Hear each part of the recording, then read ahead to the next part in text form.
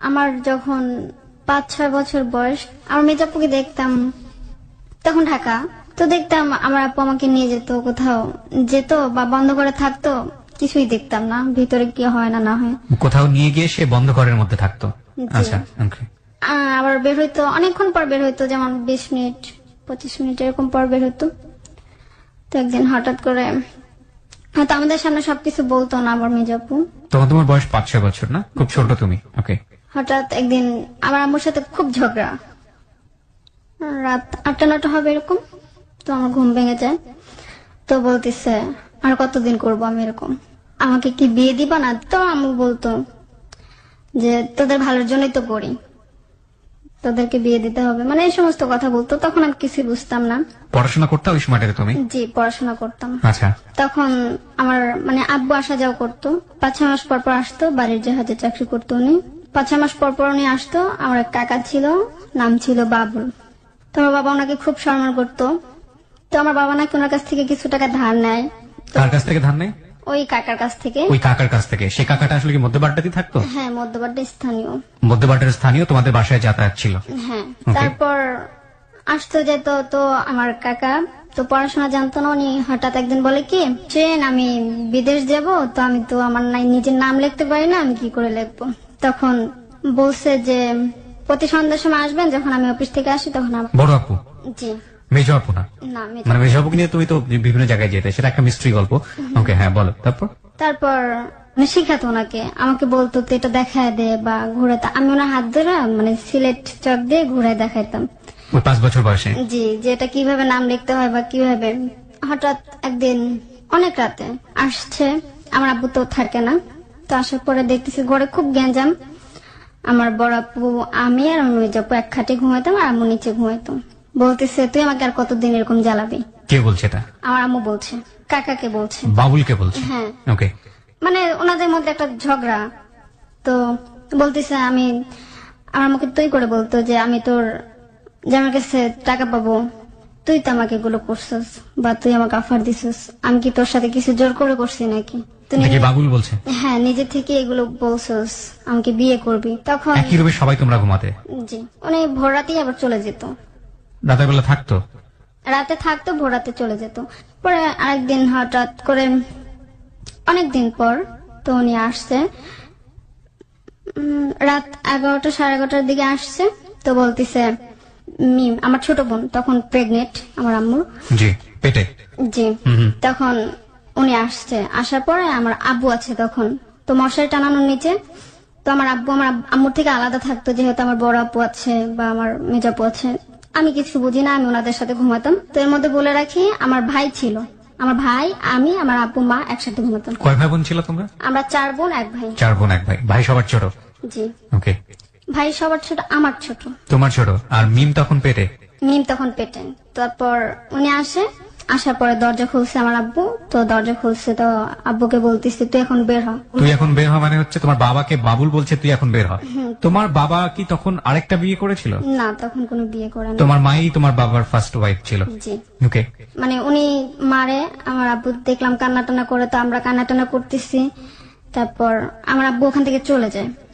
ওই সময় মানে ওই অবস্থায় চলে যায়। আমার আব্বুকে যখন মানে তলপেটে লাথি মারা হয়, তখন আমার আব্বুর লঙ্গিটা খুলে যায়। তো আমার আব্বু নাকি ওখানে একটা ব্যথা পায়, মানে তারপর ওখান থেকে চলে যায়। তো এর মধ্যে আমাদের মিম হয়, কিন্তু আব্বুর কোনো 5-6 মাস কোনো যোগাযোগ ছিল না, কোনো খোঁজ খবর ছিল না। তো আমার দাদি হঠাৎ একদিন ফোন দিয়ে বলে কি এরকম এরকম হারুন অ্যাক্সিডেন্ট হয়েছে, তো খুব সিরিয়াস অবস্থা। হারুন তোমার বাবার নাম? জি। ও মারাও যেতে পারে। তো এভাবে বলছে। তো আমার আম্মু কি করলো, তাড়াতাড়ি করে সবকিছু গুছিয়ে টুছে বাড়িতে চলে গেল। বাড়িতে যাওয়ার পরে আব্বু বলতেছে যে আমি তোমাকে মিথ্যা কথা বলে নিয়ে আসছি। আমার আব্বু কিছুটা জেনে যায় যে আমার আম্মু এর সমস্ত কাজে জড়িত আছে বা কিছু একটা। তো এখন আমাদের বাড়িতে কোনো ঘর ছিল না, তখন ঘর উঠাচ্ছে, নতুন ঘর উঠাচ্ছে।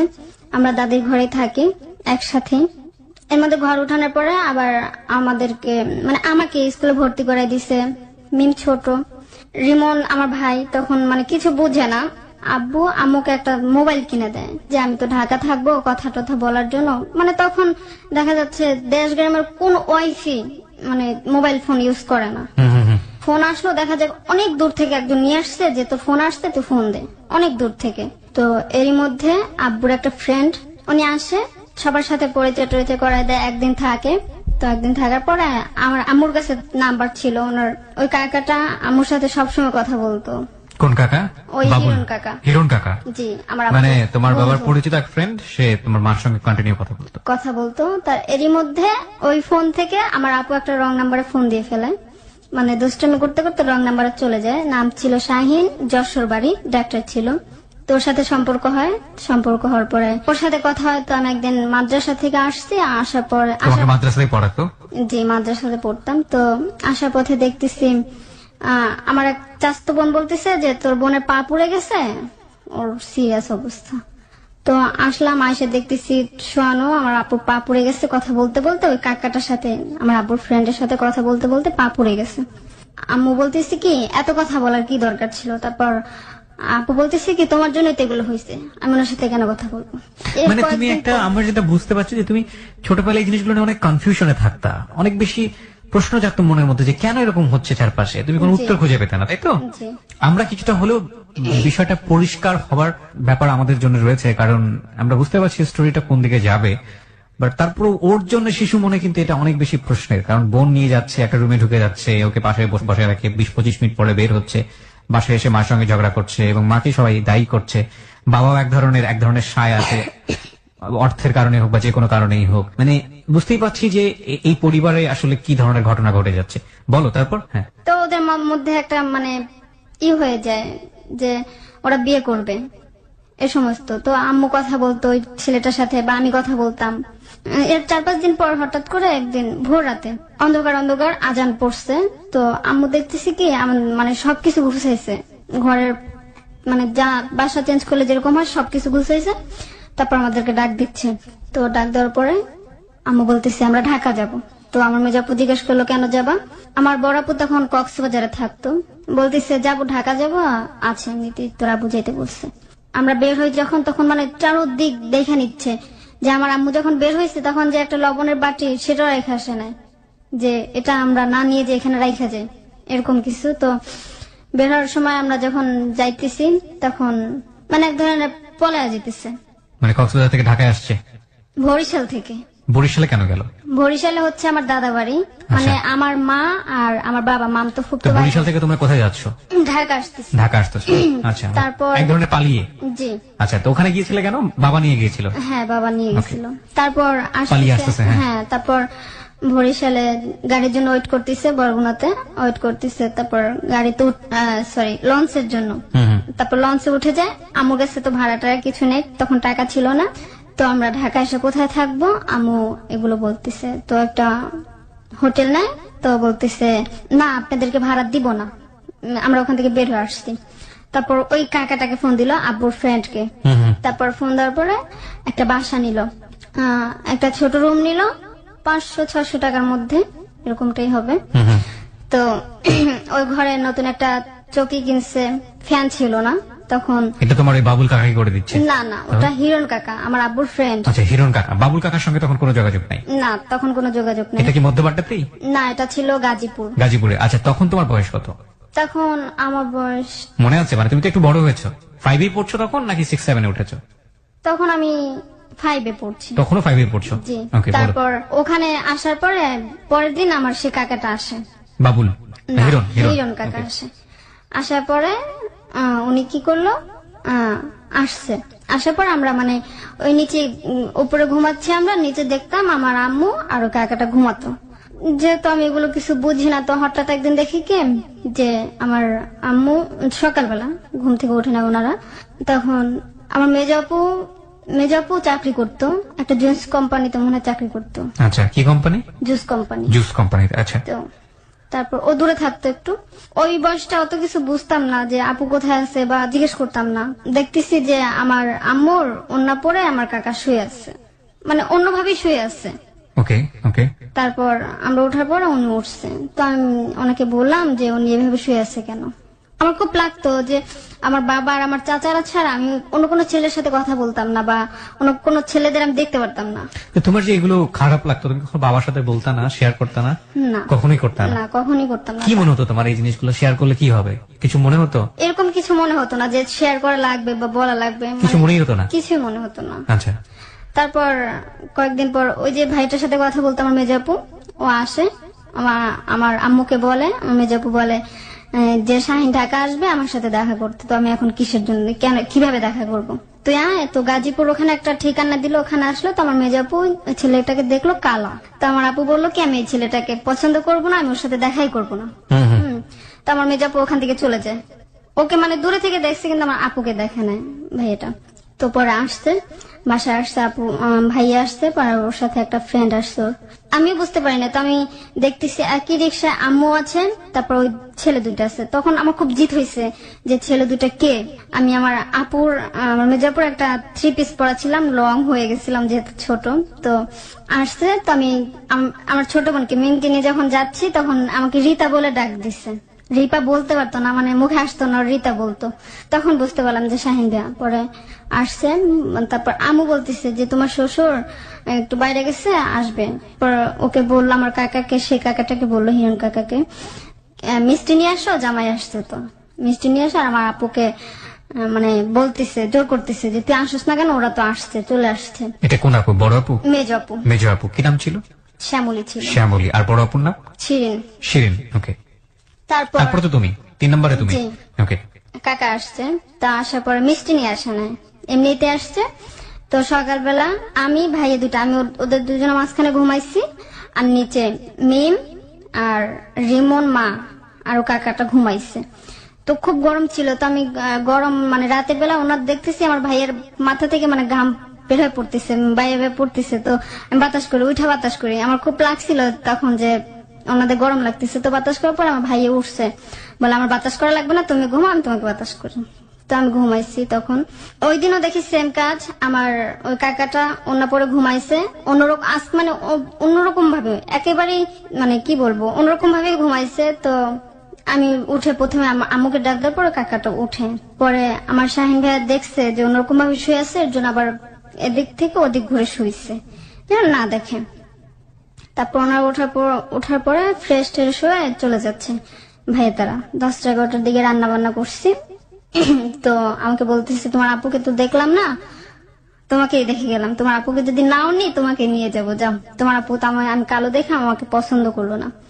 তো উনি চলে যাচ্ছে। তো বলতেছে, কাকাটা বলতেছে আসো জামাই, তোমাদেরকে দোকান থেকে আমি মিষ্টি খাওয়াবো।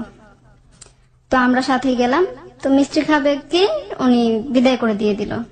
তো আমি আমার আপু এর মধ্যে আসছে, আসার পরে আমার আম্মুকে বলতেছে যে আমি ভাবছি কথা মনে হচ্ছে কত সুন্দর ছেলেটা, মানে আমার আপুর এমন ভালো লাগতো, স্মার্ট হতে হবে, সুন্দর হতে হবে, মানে সব দিক দিয়ে অলফিট হতে হবে। তো তারপর বলতেছে আমি ভাবছিলাম সুন্দর স্মার্ট আমার এগুলো পছন্দ না, তাই ছেড়ে দিছি। তো আমার মেজাপুকে ফোন দিয়ে ডিস্টার্ব করতো, মানে ফোন দিত যে আমার ফোনটা কেন রিসিভ করো না, বা আমাকে আগে বলতা। আমি বলছি যেহেতু আমি কালো। তারপর আমার সাথে এগুলো নিয়ে তর্ক হয়। তুই যে আমার আম্মু বলতেছে তুই সেদিন আসলি না কেন, ওরা আসছে শুধু শুধু ঘুরে গেছে। তো মানে কোথায় ছিল আপনার বোন? কোথায় ছিল? আমার বোন যেখানে চাকরি করতো সেখানেই থাকতো, একটা মেয়ের সাথে। আচ্ছা আচ্ছা, মেসেই থাকতো। জি। তারপর মানে ওখান থেকে আপু বলতেছে, আম্মু বলতেছে যে তোর জন্য আমি ঢাকা আসলাম। বলতেছে আপু তখন বলতেছে আমার জন্য ঢাকা আসছো মানে, আমার জন্য তুমি কেন ঢাকা আসবা? তখন বলল যে তোর জন্যই তো ঢাকা আসলাম, তুই ওকে বিয়ে করবি বা করবি, তোর জন্য আমি সংসার টংসার ছেড়ে সবকিছু ছেড়ে চলে আসলাম। তো আপু তখন ডাইরেক্টলি বলে দিল যে আমার জন্য আসছো না হিরণের জন্য আসছো। তখন আমার মেজাপু মানে ওনার বিরুদ্ধে কথা বলতো। এখানে ঝগড়া টগড়া হয়ে যায়, যাকে এখানে যায়। তারপর আমরা আবার মধ্যবাড্ডা আসি। ওই বাবুল কি করে যেন জানে যে আমরা ঢাকা আছি বা গাজীপুর আছি, তখন আমাদের রিমন ওকে নিয়ে যায় চুরি করে এক ধরনের। রিমন মানে? আমার ছোট ভাই। ছোট ভাইকে নিয়ে যায় হিরণ? না, বাবুল কাকা। বাবুল কাকা চুরি করে নিয়ে যায় তোমাদের বাসা থেকে? 2 দিন পরে ফোন দিয়ে বলে আমি ওকে নিয়ে আসছি, তোরা মধ্যবাড্ডা নয়তো আমি ওকে দিব না। তারপর আমরা সবাই মধ্যবাড্ডা যাই। তো আমাদের বাসা টাসা নিয়ে দেয়, আমি হয়তো কিছু জানতাম না, হয়তো গাজীপুর থেকে মধ্যবাড্ডাতে যেতে হ্যাঁ হলো আবার। মধ্যবাড্ডা তো এর মধ্যে আমার আব্বুর সাথে কথা হয়, বলে আমরা ঢাকা চলে আসছি, বাড়িতে খুব কষ্ট হচ্ছে। তো আমার আব্বু বলছে যে আমি তোকে কোন দিক দিয়ে যে তোর কোন দিক দিয়ে কষ্ট হয়। মানে তোমার মার বাড়ি ছিল কোথায়? আমার মার বাড়ি কক্সবাজার। মার বাড়ি কক্সবাজার। আচ্ছা, তোমার মা ঢাকায় কেন আসতো বলো তো? সে কি ঢাকায় এসে কিছু করতো, কোনো কাজকর্ম করতো? না, কোনো কাজ করতো না। ঢাকা আসছে হয়তো বাবুলের কারণে, নয়তো হিরণের কারণে। আমার যতটুকু মনে হয় যে ওই হিরণের কারণেই ঢাকা আসছে। তারপর ওই আপুর সাথে যখন সম্পর্ক হয় ছেলেটার, তখন আব্বু বলে কি যে ওর সাথে আমি আমার মেয়ে বিয়ে দিব না, খান গোষ্ঠীর ছেলে ভালো না বা খারাপ হয়। তো এর মধ্যে আমার আম্মু আব্বুর মধ্যে একটা ঝগড়া হয়ে যায় যে কেন বিয়ে দিবা না, আমার মেয়ের পছন্দ হয়েছে এখন বিয়ে দিবা না। তো আমার ওই যে বাবুল কাকা, উনিও রাজি ছিল না, বিয়ে দিবে না। তো ওরা কি করতো, একদিন আমার সেই তালুই বাবা আমার দুলাভাইকে বের করে দেয় ঘর থেকে, ঝগড়া করে বের করে দেয়। তো আমাকে বলতেছে, আমার বড় আপু আবার আমার সাথে, আমার মেজাপুর সাথে সবকিছু শেয়ার করতো, আমার মার সাথে কিছু বলতো না। আমরা ঘুমাচ্ছি, তো রাত 12টার দিকে ওকে নিয়ে আসছে, আমার দুলাভাইকে নিয়ে আসছে। তারপর আমাদের সাথে ঘুমাইছে, একসাথে ঘুমাইছে, আর ভোর হওয়ার আগে পাঠিয়ে দিচ্ছে। এরকম 2 দিন আমাদের ঘরে আসছে, খাইছে, কিন্তু কেউ বলতে পারবে না, আমরা 3 জন ছাড়া। তারপর এর মধ্যে ওনাদের মানে এলাকার একটা লোক ছিল, উনি ধরে বিয়ে দিয়ে ফেলে আমার আপু আর দুলাভাইকে।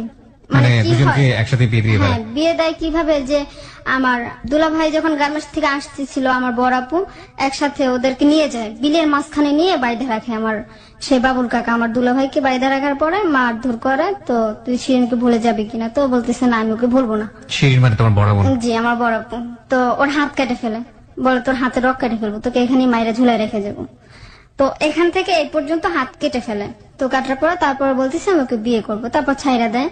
তারপর ও আমার দুলাভাইয়ের আব্বু বুঝাইলো যে কি হবে। তারপর ওনাদের মানে আমরা কেউ জানি না, ওনাদের সপরিবার সব জানে যে বিয়ে হচ্ছে। তারপর বিয়ে টিয়ে করার পরে আসছে, আমাদেরকে বলতেছে যে বিয়ে তো করাই ফেললাম, এরকম এরকম। তো তারা কি করলো, এর মধ্যে আবার বিয়ে টিয়ে করার পরে সে আমার বড়াপুর শ্বশুর বলতেছে কি আমি তোদেরকে ঘরে উঠাবো না, তোরা তোদের রাস্তা দেখাই দিছি, যেহেতু মেয়ের জন্য পাগল হয়ে গেছিস, তো এবার তুই তোর রাস্তা দেখ। তো আমার দুলাভাই বলতেছে আমি হঠাৎ করে কোথায় যাবো, আমাকে 1 মাস থাকার জায়গা দাও, তারপর আমি আমার বউ নিয়ে সেটেল হয়ে যাব। তারপর বের করে দিল। পরে কি করবে, পরে আমাদের বাসায় আসছে 2 মাস। আমার আপু মানে বড় আপু কোনো কাজ করে না 2 মাস আমার মেজাপু শুধু চাকরি করতো, খাওয়াতো, সবকিছু সব ওই করতো। পরে তারপর আমাকে আর আমার ছোট ভাইকে রিমনকে দেশে পাঠিয়ে দিল, মানে দেশে দিয়ে আসলো। দেশে দিয়ে আসার পরে এর মধ্যে মিম আম্মু ওরা একা একা থাকে। আমার বড়াপুর বিয়ে হয়ে তো গেল। তারপর এর মধ্যে আবার আমার মেজাপুর বিয়ে হয় কিভাবে, যে আমরা একদিন বাজারে যাচ্ছি, তো রাস্তার মধ্যে অনেকগুলো টমেটো ছিঁড়ে পড়ে গেছে, মানে হাসাহাসি করতে করতে পড়ে গেছে। তখন টমেটো গুলো টোকাইতেছে, তখন আমার মেজো দুলাভাই দেখে আমার আপুকে, দেখার পরে আমার মানে আপুকে অফার করে কিরকম যে আমার আপু বাসা চলে গেছে, কিভাবে যেন আম্মুর ফোন Somehow তারা যোগাযোগ করেছে, এবং তারা কি নিজেরাই বিয়ে করেছে? কম আমার মেজ আপুকে জোর করে বিয়ে করছে ছেলেটা, মেজ আপুকেও জোর করে বিয়ে করলো? জোর করে বিয়ে করলো। আচ্ছা, তারপর বললো যে আপনার মেয়েকে আমার পছন্দ, ওকে কি বিয়ে দিবেন কিনা। আমার মা এরকম যে আমার মা একটু লুবি টাইপের। তো আমার মা বলে আমার মেয়েকে যদি বিয়ে করতে হয় তো কথা বলবি কি দিয়ে, মানে এইভাবে এরকম আচরণ করতেছে, আমাদের সামনে বসে বলতো। তো ওই দিন মানে একটা ফোন কিনে দিয়ে যায় আপুকে যে এটা তোমার জন্য। তারপর আবার বলে আমার মেয়েকে বিয়ে করতে হলে এত টাকা দিতে হবে, এটা করতে হবে। পরে আমার দুলাভাইকে দেখতাম যে 10,000 20,000 টাকা দিত, অনেক টাকা দিত আমার আম্মুকে। আর সবাই বলতো মানে ওই এলাকার ওকে সবাই চিনতো, তো বলতো ছেলেটা খুব ভালো, সাংবাদিকের গাড়ি চালায়, এই সমস্ত সব বলতো। তো যখন বিয়ে করবে তখন বলে আম্মু আমি শ্যামলীকে বিয়ে করে আমি নিয়ে আমি চলে যাব। বলতেছে ওকে নিয়ে চলে যাবো, মানে ওকে নিয়ে চলে গেলে আমি কি করব। তো বলতেছে আচ্ছা ঠিক আছে আমরা এখানে থাকবো কয়েকদিন, তারপর যাব। তো আমার দুলাভাই ছিল এক ব্যাপার, এক ছেলে 2 মেয়ে ছিল, শুধু একটা ছেলে ছিল। তারপর ওরা জোর করে একদিন বিয়ে করে নাকি, যে কাজে বিয়ে পড়াবে সে বলতেছে আমি মেয়েকে বিয়ে দিব না, মানে বিয়ে পড়াবো না, মেয়ে ছোট। তখন নাকি পিস্তল বের করছে যে তুই বিয়ে পড়াবি না তাহলে আমি তোকে মেরে ফেলবো। এইভাবে নাকি জোর করে একটা বিয়ে করছে। তার আগে কি তোমার মেজ বোনের সঙ্গে তুমি বিভিন্ন জায়গায় বেড়াতে যেতে এই সময়টাতে? হ্যাঁ, মানে উনি যেত এবং ঘরের মধ্যে তুমি বাইরে থাকতা, উনি ঘরের ভেতর থাকতো। আচ্ছা, তারপর আমরা দেখতে গেলাম। আপু ওই দিন বিয়ে টিয়ে করার পর ওই বাসা থেকে চলে আসছে, মানে যে বাসা বিয়ে হয়েছে সে বাসা থেকে চলে আসছে। চলে আসার পরে এখন আপু বলতেছে কি, আমি কি তোর কাছে বিয়ের জন্য কান্না করছিলাম, না আমার স্বামীর দরকার ছিল, না আমি এটা ছাড়া থাকতে পারবো না, আমরা ঘুমাচ্ছি রাতে। তো বলতেছে আমি কি বিয়ে দিছি নাকি, তুই বিয়ে করছিস কেন? বলতেছে তুমিই তো বিয়ে দিছো, তুমি আমার কাছ থেকে টাকা খেয়েছো, তাহলে আমাকে জোর করে বিয়ে করবে না? ওর একটা ক্ষমতা আছে যে আমি তোর মাকে টাকা দিছি বা এই দিছি, তুই এখন বিয়ে করবি না কেন, টাকা খাইছিস? তো আমার আপু কান্না করতেছে যে আমি কি করলাম এটা। আপু বলতেছে তুমি আমাকে দিয়ে খারাপ কিছু করাবা, আবার আমাকে দিয়ে জোর করে বিয়ে করাবা, তুমি কি টাকা ছাড়া জীবনে কিছু বুঝো না, এগুলো বলতেছে। তারপর আমার দুলাভাই আসছে, দুলাভাই আসার পর বলতেছে কি, শ্যামলী আমি আলাদা বাসা নিয়েছি, চলো আমরা আলাদা বাসা যাই। তো আম্মুকে কিছু টাকা দিছে, যেমন 5,000 টাকা দিছে। আম্মু শান্ত, কিছু জানে না, এটা আমার মেয়ে কি না কে কিছু জানে না, যাও তোমাদের মধ্যে যা হয় তোমরা বুঝো, আমি নাই এর মধ্যে। তো আমার মা হচ্ছে এরকম। তো তারপর টাকা দেওয়ার পরে আমার আপুকে নিয়ে গেল, দেখলাম আমার আপু কান্না করতেছে। তো আমাকে বলতেছে চল আমার সাথে চল। ওকে, তো আমাকে নিয়ে গেল, বলল থাক, তো ভাইয়া দেখি কি আনতে গেছে। আমার ভাই আবার নতুন বাসা যেহেতু খাবার আনতে গেছে, রাতের বেলা খাবার আনতে গেছে। তো ভাই মানে দুলা ভাই? হ্যাঁ, দুলা ভাই। ওকে, তারপর খাবার নিয়ে আসছে, তো নিয়ে আসার মধ্যে তখন কি তোমার বড় বোন তোমাদের থেকে আলাদা থাকে? জি আলাদা থাকে। তো আচ্ছা। এরই মধ্যে আপু বলতেছে কি, ইস, ঘরের মধ্যে কি অবস্থা, সিগারেটের প্যাকেট ট্যাকেট মানে এগুলো বলতেছে। তো বলতেছে আয় ঘরটা ঘুষাই। তো অনেক বড় জাদিম ছিল। তো জাদিম আমরা দুই বোনে মানে আলগাইতে পারতেছি না, এক কোণা দিয়ে আমরা দুইজন আলগাইছি। তো আলগানোর পর দেখতেছি ওর মধ্যে পিস্তল মানে সবকিছু সব অস্ত্র সাজানো। মানে এটা তোমার মেজর দুলা ভাইয়ের ক্ষেত্রে ঘটনা? হ্যাঁ। তারপর আমার আপু কান্না করতেছে যে হ্যাঁ আমি কি করলাম, ও তো আমাকে মেরে ফেলবে। তো এভাবে ওখান থেকে আমরা সিঁড়ি থেকে নামতে নামতে দেখি আমার দুলাভাই উঠতেছে, আমার দুলাভাইকে ধাক্কা মেরে পরে নামে যায়। পরে আসার পরে আমার মার পা ধরে বলতেছে কি, আমি তোর কাছে কি মানে কি চাইছিস তুই আমার কাছে, যে তোর এটা না দিলে এর জন্য তুই আমার একটা খারাপের কাছে বিয়ে দিলি বা আমার একটা সন্ত্রাসের কাছে বিয়ে দিয়ে দিলি, যে দেখ খুন খারাপি করে আমাকে মেরে ফেলবে। এগুলো আমরা দেখছি। তো আমার আপু, আমার আম্মুর কাছে শুনতাম যে আমার মামারা নাকি এসব অস্ত্র বানাইতো। তো ও সবকিছুর নাম বলতে পারতো, আমার আপু কোন জিনিসটার কি নাম এগুলো বলতে পারতো। তো এসে বলে আমি এগুলো দেখছি। এর মধ্যে আমার দুলাভাই এসে শুনতেছে সবকিছু। দুলাভাই মানে মানে মেজর দুলাভাই? হ্যাঁ, মেজর দুলাভাই এসে সবকিছু শুনতেছে। তো বলতেছে শ্যামলী, তো এখন আমার আম্মুর মানে আমাকে জড়াই ধরে বলতেছে যে আমি ওই ছেলের কাছে যাবো না। দুলাভাই বুঝাইলো যে আমি তোমাকে কেন মেরে ফেলবো, হয়তো তোমরা জানো না এরকম হয়েছে, আমি এরকম কিছু না, মানে আমার ফ্রেন্ড ওরে এগুলো সব ওর। তো বলে এখন যা হবার হয়ে গেছে, এখন তো তুমি আমার ওয়াইফ, চলো বাসা চলো। বলতেছে না আমি বাসা যাবো না, আমি আমার মার কাছে থাকবো। তো আমার আপু কান্না টান্না করে ভয়টা পায়। তারপর আমার দুলাভাই ওই দিন চলে যায়। তো বলতেছে থাকো, আপুকে কিছু টাকা দিয়ে যায়, আপু টাকা নেয় না, ডিলে মারে ফেলা দেয়, ওইরকমই আছে। ভাইয়া চলে যায়, বলে আমি গাড়িতে গেলাম। তারপর ওই দিন রাতে ফোন আসছে, 1:30 কি 2টা হবে, ফোন আসছে। তো ফোন দিয়ে বলে কি তারেকের হাতে গুলি লাগছে। তারেক মানে তোমার মেজর দুলাভাই? হ্যাঁ, হাতে গুলি লাগছে। আবার কে ফোন দিয়ে বলতেছে তারেকের পেটে গুলি লাগছে। আবার কে ফোন দিয়ে বলতেছে তারেকের পায়ে গুলি লাগছে। পর আম্মু বলতেছে কি যে তুই যাস না, এখন হয়তো আমাকে মারার জন্য তারেক এরকম করতেছে। কারণ কেউ বলতেছে পেটে লাগছে, কেউ বলতেছে বুকে লাগছে, কেউ বলতেছে পায়ে লাগছে। আমাকে মারার জন্য মানে? আম্মুকে। তোমার মাকে মারার জন্য? তোমার মাকে কেন তারেক মারতে যাবে? ওই যে মেয়েকে পাঠায় নাই বা আমার আপু যায় না, এই কারণে আগে হয়তো বা। ওকে। তো আপু বলতেছে কি তুমি যাও না। পরে আরেকজন ফোন দিয়ে বলে কি তারেকের তো পেটে গুলি লাগছে, আন্টি আপনি কোথায় একটু আসেন, আমাদের যদি ওকে নিয়ে যায় তাহলে পুলিশে ধরবে। ওকে। তো আপু এর মধ্যে আমাকে ডাক দিছে। তো মা এর মধ্যে বের হয়ে গেছে, আমি বলতে পারি না। আপু ডাক দিয়ে বলতেছে কি যে তোর ভাইয়ার গুলি লাগছে, তো মা আনতে গেছে। তো আমার প্রতিদিন কান্না করতেছে ভাইয়ার জন্য। তো গেছে, তো মা গিয়ে ফোন করছে। তো যার পর নিয়ে আসছে, দেখি ব্যান্ডেজ ট্যান্ডেজ করা নিয়ে আসছে। তো সত্যি সত্যি গুলি লেগেছে? হ্যাঁ, সত্যি সত্যি গুলি লাগছে। কোথায় লেগেছিল? এখানে পেটে লেগেছিল। আচ্ছা। তো তারপর পেটের মধ্যে গুলি লাগার পরে ফোন করছে ওর ফ্রেন্ডদেরকে, আসছে।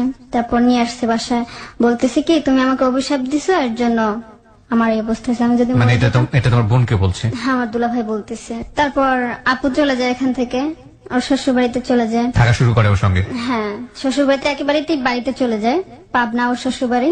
তো চলে যায়। তো আম্মুর সাথে কান্নাকাটি করে যে আমাকে তারেক নিয়ে যাচ্ছে, আমাকে তো আর কখনই আনবে না। আমরা এর মধ্যে যখন দেশে যাই, দেশ থেকে আম্মুকে দেখতাম প্রতি বছর বছর আমাদের জন্য জামা কাপড় নিয়ে পাঠাইতো, নিয়ে আসতো। খুব ভালো লাগতো যে আম্মু নিয়ে আসছে। একদিন আমার চাচাতো বোন বলতেছে, রিপা তোর আম্মু আসছে ডাকে। যার পর দেখতেছে আমাদের জন্য জামা কাপড় নিয়ে আসছে। কিছুদিন পর ঈদ, মানে একা একা নীরব জায়গায় যে বলতেছি কি আমার সাথে ঢাকা যাবে, আমি বলতেছি কি আব্বু তো যাইতে দিবে না। তো বলতেছে না যেতে দিক, তুই খালি যাবি কিনা সেটা বল, তাহলে আমি তোকে নিয়ে যাবো। তো বলতেছে আচ্ছা ঠিক আছে যাম। পরে জামা কাপড় দেখায় আমার ফুপির মেয়ের জন্য জামা কাপড় নিয়ে আসছে, মানে সবার জন্যই টুকটাক নিয়ে আসছে।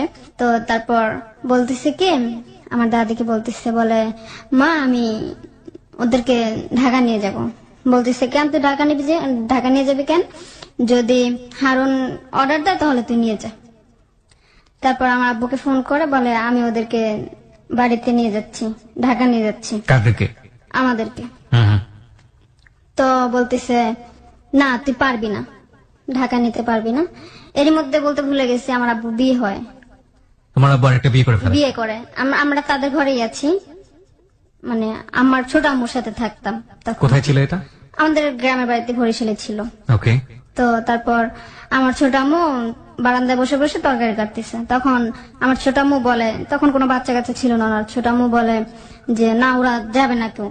একটা মেয়ে ছিল, এটা ওনার শ্বশুর বাড়িতেই থাকতো, মানে ওনার আগে আরেকটা বিয়ে হয়েছিল। হ্যাঁ, এর মধ্যে আমার আম্মু মানে সবার সাথে ঝগড়া শুরু করে দিচ্ছে, মানে বাজে ব্যবহার, দাও নিতেছে, বর্গি নিতেছে, মেরে ফেলবে সবাইকে। তো আমার দাদি তারপর অনেকক্ষণ পর, মানে 1-1.5 ঘন্টা পর ঝগড়া হওয়ার পর বলতেছে, আমার দাদা বলতেছে যে তো তুই তোর মেয়েকে নিয়ে যাবি, তাহলে নিয়ে যা, তোর সাথে আর পারবো না, নিয়ে যা তুইকে। পরে মানে তোমাকে নেওয়ার কথা নিয়ে? হ্যাঁ, আমাকে আর আমার ছোট ভাইকে। রাইট।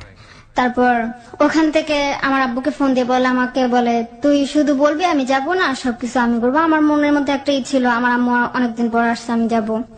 তো তারপর আব্বু যখন না করে তখন আমি বললাম যাব না। তারপর আমার বলে যদি না যাস তাহলে মায়ের ফেলবো সব কিছু, এভাবে বলতেছে। তারপর আমি ভয় পেয়ে গেছি। একদিক দিয়ে আমিও খুশি যে আমি আম্মুর সাথে ঢাকা যাইতেছি। তারপর মা আমাদেরকে নিয়ে যায়। তো নিয়ে যাওয়ার মধ্যে আমার মামতো বোন আমাকে বলে কি, যখন যাব বের হচ্ছে বাসা থেকে, তখন বলে রিপা তুই তো যাইতেছিস, তোকে আর ফেরত আনবে না কিন্তু তোর আম্মু। আমি বলতেছি কেন, আম্মু আবার দিয়ে যাবে। এই কথাটা বলছে আমার মামতো বোন যে তুই যাচ্ছিস, তোকে কিন্তু আর কখনো দিয়ে যাবে না। তা বলতেছে না দিয়ে গেলে না যাক, মানে কথা পাত্তা দিলাম না। তো চলে গেলাম। আম্মু আবার এটা বলছে আমাদেরকে যে শিরিন ও আমার বড় আপু আমাদেরকে যাইতে বলছে নাকি। আচ্ছা। লাঞ্চের মধ্যে জিজ্ঞাসা করতেছি যে মা আপুকে আমাদেরকে যাইতে বলছে? তো বলে না, তোকে শিরিন যেতে বলে না। তো আমার ছোট মার ইচ্ছে ছিল কি বড় করে ঘর তুলবে। তখন আমার আব্বু গাছ টাছ কাটতে ছিল, বড় করে ঘর তুলবে। তারপর বলে ঘর তুলতে হবে, মাটি মুটি টানতে হবে, এর জন্য আমি তোকে নিয়ে আসছি। আচ্ছা। আমার আম্মু এটা বললো, এর জন্য নিয়ে আসছি, কষ্ট করতে হবে না। তখন আমি খুব খুশি যে, মানে একদিকে খুশি আবার অন্যদিকে বেজার হয়ে গেছে যে আপু আসতে বলছে, আবার এখন বলতেছে আপু যাইতে বলে নাই। তারপর যাওয়ার পরে আমরা গেছি, যাওয়ার পরে আমার মানে কি বরিশালে গেলে? বরিশাল থেকে ঢাকা যাচ্ছি। আচ্ছা। তারপর ঢাকা আসার পরে আম্মু কি করলো যে বস আমি বাজার টাজার নিয়ে আসি। তো আমাদেরকে বসায় রেখে গেছে। আসার পরে পরের দিন সকালবেলা আমরা খাওয়া দাওয়া করলাম। এরই মধ্যে আমার আম্মু প্রেগনেন্ট, কিন্তু আমরা বলতে পারি না। বলতে পারো না মানে? আমার মানে আব্বুকে ছাড়াই উনি প্রেগনেন্ট। তোমার বাবাকে ছাড়াই উনি প্রেগনেন্ট? আমার আব্বু তখন ছিল না ওনার কাছে, বা আমার আব্বু বিয়ে করে। তুমি জানলে কিভাবে? তুমি তো তখন অনেক ছোট। আমি যখন জানলাম তখন মানে বুঝতে পারলাম, মানে তার যখন বাচ্চা হবে তখন আমাকে বলছিল যে আমার বাচ্চা হবে। আমার মা আমাকে বলে যে আমার তো বাচ্চা হইব, মানে এইভাবে বলে আমার বাচ্চা হবে। তো বলতেছি মানে আমি খুব খুশি বাবু হবে। তো আসার পরে সকাল হয়েছে, আম্মু চলে যায় কোথায় যেন, বলে আমি ডিউটিতে যাই। তো একটা লোক আসে, তা আসার পরে বলতেছে তোর মা কইরে, মানে আমাকে চিনে না শুনে না আমাকে তুই বললো। আমার এই জায়গাটা খুব খারাপ লাগছে। তখন তোমরা কোথায় থাকো? মধ্যবাড্ডাতে? হ্যাঁ, মধ্যবাড্ডাতে। আমার ভাই আমার পাশে দাঁড়ানো, বলে তোর মা কইরে। আমি বলতেছি জানি না কোথায় গেছে, মানে অন্যভাবে একটু কথা বললাম। তো বলার পরে তোর মা আসলে বলিস আমার জামা কাপড় গুলো ধুয়ে দিতে। এই লোকটাকে তোমরা চিনো না? চিনি না। হিরণ কাকাও না, বাবুল কাকাও না। তারপর মা আসার পর মাকে আমি ঝাড়ি দিয়ে বলতেছি তুমি ওনার কাপড় চোপড় ধোবা না, তুমি কিসের জন্য ধোবা, জামার মতো আচরণ করছে আমার সাথে, এটা কোন আচরণ? বলে উনি খুব ভালো লোক, কাকা ডাকবে। তো আমি আগে থেকেই ছেলে দেখতে পারতাম না, আমার কেমন যেন ভয় লাগতো ছেলে মানুষ দেখলেই, মন থেকে ছোটবেলা থেকেই। আমার ফ্যামিলির কাউকে ছাড়া আমি অন্য কাউকে দেখতে পারতাম না। আমি নাকি, আমার মনে নাই, আমার আম্মু তার এখনো বলে যে আমি নাকি যখন ছোট, যে রাস্তার দিয়ে কোনো একটা লোক হেঁটে যাচ্ছে, ছেলে মানুষ হেঁটে যাচ্ছে, আমি দেখে নাকি ঘরে যাইতাম চিৎকার দিয়া যে ওই ছেলেটা আমাকে নিয়ে যাবে, এই সমস্ত কথা বলতাম। তো তারপর আমার আম্মু আসছে, তো আসার পর এগুলো শোনার পর উনি গেছে, যা জামা কাপড় ধুয়ে আসছে আর মনে হয় কিছু টাকা নিয়ে আসছে, যেমন 50 টাকা বা 100 টাকা এরকম টাকা নিয়ে আসছে, নিয়ে এসে বাজার করতেছে। আম্মু 50 টাকা বা 100 টাকা নিয়ে আসছে, বাজারে গেছে। তো আমাকে বলতো, মাঝে মাঝে বলতো যে কাকার জন্য সিগারেট নিয়ে আস। আমার মানে সিগারেট আনলে বা আমি দেখতেছি সিগারেট নিয়ে আসছে, আমার হাত থেকে ঘ্রাণ বলতেছে, আমার ঘিন লাগতেছে, আমার বমি চলে আসতেছে, আমার কাছে খুব খারাপ লাগতো। আবার রান্না করতাম, বলতো কাকাকে তরকারি দিয়ে আস। উনি একা থাকতো, ওনার ওয়াইফ বাড়িতে থাকতো, ওনার ঘরটা আমি ঘুষাই দিতাম, মানে একটা একলা ছেলে যেভাবে থাকতো অগোছালো থাকতো ঘরটা, আমি ঘুষাই দিয়ে আসতাম, ঝাড়ু দিয়ে আসতাম। তো একদিন রাতে ঘুম থেকে উঠায় বলে যে তোর কাকার একটু তরকারি রাঁধছে, একটু দিয়ে আস ওকে। তো আমি ওর তরকারিটা নিয়ে গেছি, এর মধ্যে কাকার সাথে ফ্রি হয়ে যায় যে এখন আর অন্য কেউ না, আমার কাকা। এই কাকার নাম কি ছিল? কাকার নাম ছিল হুমায়ুন। আচ্ছা, মানে তরকারিটা আমাকে দেয়, আমি যাই, তো কাকা কি করলো, দরজা খুলে দিল। তারপর দেখলাম কি, কাকা বললো তুই বস, আমি আসতেছি। তো আমি আবার, ওনার 2 রুম ছিল, মানে একটা বারান্দার মতো ছিল আর একটা রুম ছিল। তো আমি ও বারান্দার মধ্যে মানে অন্য জিনিসপত্র ছিল, যেখানে তরকারিটা রাখার কোনো জায়গা ছিল না। তারপর আমি তরকারিটা ঘরে নিয়ে যাই। তারপর আমাকে তরকারিটা রাখলাম আমি, তো রাখার পর উনি কি করলো, মানে ওনার রুমের দোনোটা রুমের একটা সুইচ দিয়ে দোনোটা বাতি বন্ধ হতো, তো উনি বাতি অফ করে দিয়ে গেল, দরজাটা বন্ধ করে দিয়ে গেল। তো আমি অন্ধকারে কিছুই দেখতেছিলাম না। ওনার ঘরে একটা থাই গ্লাস ছিল, তখন ওই গ্লাস সম্বন্ধে আমি কিছু বুঝিও না, যেটা কি করে খুলে বা কি করে বন্ধ করে। তো আমি তো মানে ওই গ্লাসটা তাকাইতেছি আর বলতেছি আমাকে দরজাটা খুলে দেন কেউ, মানে কারেন্ট চলে গেছে। তো আমি দরজাটা অনেক টাকাইলাম, খুলতেছে না। তো আমি এর মধ্যে মানে কান্না করতে করতে ঘুমায় যাই। অনেক রাতে আমার মনে হলো, অনেক রাতে উনি আসছে। আসার পর আমার আবার এমনই ছিল যে আমার গায়ের মধ্যে কেউ হাত দিলে আমি বুঝতে পারতাম, আমার ঘুম ভেঙে যেত। আসার পরে উনি আমার গায়ে হাত দিছে, তখন আমি ভয় পেয়ে মানে চুপ করে শুয়ে আছি, মানে কিছু না বলে। তখন উনি আমার সাথে জোর জবরদস্তি করলো, এটা করবে। তারপর আমি খুব কান্নাকাটি করলাম যে উনি। তখন তুমি কোন ক্লাসে পড়ো? তখন আমি ক্লাস 6 পড়ি। ক্লাস 6 পড়ো। ওই দিন রাতে আর কিছু করলো না, আমাকে বকাবকি করলো বা আমাকে জড়াজড়ি করলো, মানে এটা করার জন্য। তখন আমি খুব কান্না করতেছিলাম, জোরে জোরে চিল্লাইতেছিলাম। ওই দিন রাতে আমাকে ভোরাতে দিয়ে আসে। আমাকে পরের দিন সকালবেলা আমি মাকে বলতেছি কি, তুমি এটা কার সাথে আমাকে কার কাছে দিলা, বলতেছি আমি লোকটা খুব খারাপ। বলতেছে, আম্মু বলতেছি কি ভালো মানুষের কাছে দিই তো, তাই ভালো লাগে না। তো ওই দিন দুপুরবেলা আম্মু বলতেছে কি, তোর কাকা যাইতে বলছে 50 টাকা নিয়ে আস, বাজার করবো। তো আমি বলতেছি আমি পারবো না, রিমনকে পাঠাও বা মিমকে পাঠাও, আমি যেতে পারবো না। তো আমাকে জড়াজড়ি করতেছে যাওয়ার জন্য। তারপর কি করলো, আমি আবার রিমনকে নিয়ে গেলাম। আম্মু আমাকে একা যেতে বলছে, তো আমি দেখলাম রিমন বের হয়েছে, ওকে ডাক দিয়ে নিয়ে গেলাম। তো ওকে সাথে নিয়ে গেছি, দেখো উনি আমাকে চুল ধরে মারলো। হুমায়ুন কাকা? হ্যাঁ, আমাকে এপাশে ডাক। ওনার কোনো ছেলে মেয়ে কেউ ছিল না বাসায়? না, ওর মানে সব ফ্যামিলি দেশে থাকতো, উনি একাই ব্যাচেলর থাকতো এখানে? হ্যাঁ, ঢাকা থাকতো। তো তারপর উনি কি করলো, আমাকে ডাক দিল আলাদাভাবে, মানে এমন ভাবে ডাক দিল যেন আমাকে কিছু বলবো না বা কিছু করবো না, আমার কাছে এমন মনে হয়েছে। তো ডাক দেওয়ার পর আমাকে চুল ধরে মারলো আর একটা কিস করলো। তখন আমার খুব খারাপ লাগছে। তো আসার পরে আমি বমি করছি, আমার মুখে কিস করছে, তো বমি করছি। তারপর কান্না করতেছি। তো আবার রিমা মাঝে মাঝে জিজ্ঞেস করতো, আপু তুমি কান্না করো কেন? তোকে কিছু বলতাম না। তারপর ও তো তখন বুঝতো না। তারপর ওকে নিয়ে যেতাম, যখনই ডাক দিত তখনই ওকে নিয়ে যেতাম। তারপর যেহেতু এটা হয়ে গেছে, আমাকে বলে আর আমি যাব না ইচ্ছা করে। তো আমি ঘুমানোর পরে আমাকে মা দিয়ে আসতো ওখানে, অনেক রাতে নিয়ে দিয়ে আসতো। আমি তো বলতে পারতাম না। তো একদিন রাতে আমি ঘুমাইছি, ওকে নিয়ে গেছে ওখানে। তো নিয়ে যাওয়ার পরে আমার হাত দুটোটা বাঁধছে, আমার হাত দুটোটা বাঁধছে আমার ওড়না দিয়ে, তারপর পা বাঁধছে দুটো লঙ্গি দিয়ে ওনার। তো বাঁধার পরে যখন পা বাঁধতেছে তখন আমার খেয়াল আসছে, মানে ঘুম ভাঙছে। তখন আমি খুব কান্না করতেছি। তখন ঘুমন্ত অবস্থায় তোমাকে নিয়ে গেছে না, তুমি ওখানে গিয়ে ঘুমিয়েছো? ঘুমানোর অবস্থায় আমাকে মা ওখানে নিয়ে দিয়ে আসছে। আচ্ছা আচ্ছা, জি। তারপর ওগুলো করলো, তারপর মানে হাত পা বাঁধলো, তারপর বাতি অন করছে। তখন আমার জামা খুলতেছে। তখন আমি খুব ছোট, যেহেতু সেরকম কিছু হয় নাই, তো আমি খুব কান্না করতেছি, যে আমার কাছে খুব লজ্জা লাগতেছে যে আমার নিজের শরীর আমি দেখতেছি। তো তারপর আমি খুব কান্না করতেছি। তো কান্না করার পরে বলে কি, তোর মা আমার কাছ থেকে টাকা নেয়, তাহলে তুই করবি না কেন? তোর মা বলে আনছে তুই পারবি সবকিছু। তো আমি এগুলো কিছুই বুঝি না। আমি বলতেছি আমি কি পারবো? তো এর মধ্যে উনি তো বেশি কিছু করতে পারে না, যেহেতু আমি ছোট। তখন আমাকে একটু কিস টিস করলো বা আমি বাধা দিতে পারবো না বা কিছু করতে পারবো না, হাত তো বাধা।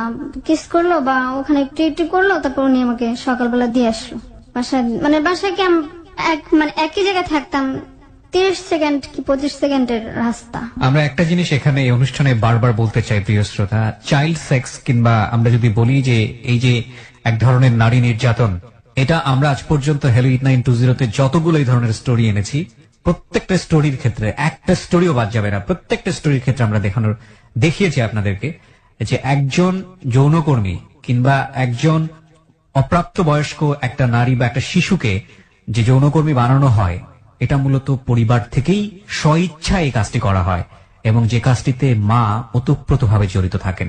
বেশিরভাগ ক্ষেত্রেই মা ওতপ্রোতভাবে জড়িত থাকেন এবং এটা পরিবারের সম্মতিতেই, আইদার পরিবারের ভুলের কারণে অথবা পরিবার স্বেচ্ছায় নিজ জ্ঞানে ইচ্ছা করে বাধ্য করে এইরকম শিশুদেরকে যৌনকর্মী করার জন্য। সেটার পিছনে বিশেষ বিশেষ কিছু কারণ থাকতে পারে, আর্থিক কারণ থাকতে পারে, মনোবৈকল্য বা যাই হোক না কেন এক ধরনের মানবিক সেন্সের অভাব থাকতে পারে, যেটাই বলি না কেন আমরা বিশেষ বিশেষ কারণ থাকতে পারে।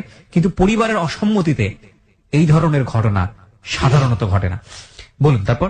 আমাকে দিয়ে আসছে, বাসায় দিয়ে আসছে। তো আমি সকালবেলা কান্না করতেছি। তো ওই দিন আমাকে রিমন জিজ্ঞেস করা, তুমি কান্না করতেছো কেন? তো হঠাৎ করে আমার আম্মুর খুব সিরিয়াস অবস্থা। ওদিন রাতে আমার মানে আম্মুর পেট ব্যথা করে। তখন তার ও সমস্ত কিছু বুঝি না, আমার পেট ব্যথা করে। তো আম্মু বলতেছি কি আমার পেট ব্যথা করে, আমি ডাক্তারের কাছে যাই। আমি বলতেছি তুমি ডাক্তারের কাছে কিসের জন্য? বলে আমার বাচ্চা হবে। তখন আমি খুব খুশি যে আমার বাচ্চা হবে। তখন উনি গেল। তো আমি খুব কান্না করতেছি, আমার আম্মু পেট ব্যথা করতেছে, আমার খুব মায়া লাগতেছে। তারপর আমি কান্না করে আম্মু ওদিন যায়। তো যাওয়ার পর এক ডাক্তার আসে, সকালবেলা বলে কি তোমার ভাই হয়েছে। তখন আমি খুশি হয়েছি, যে আনন্দ পাওয়ার জন্য আরেকবার জিজ্ঞেস করলাম, শুনছি আমি আরেকবার জিজ্ঞেস করলাম কি হয়েছে। তখন বলে ছেলে হয়েছে। তখন আবার ওইভাবে বলে না যে তোমার ভাই হয়েছে। তো তারপর আমি আর আমার রিমন মিম যাই, যার পর আম্মুকে নিয়ে আসি, দেখি ছেলে বাবু হয়েছে, খুব সুন্দর হয়েছে।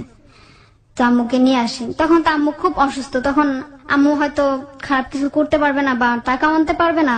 আমাকে প্রতিদিন বলতো যে কাকার কাছ থেকে টাকা নিয়ে আস, 100 টাকা নিয়ে আস, এটা নিয়ে আস, আমি অসুস্থ।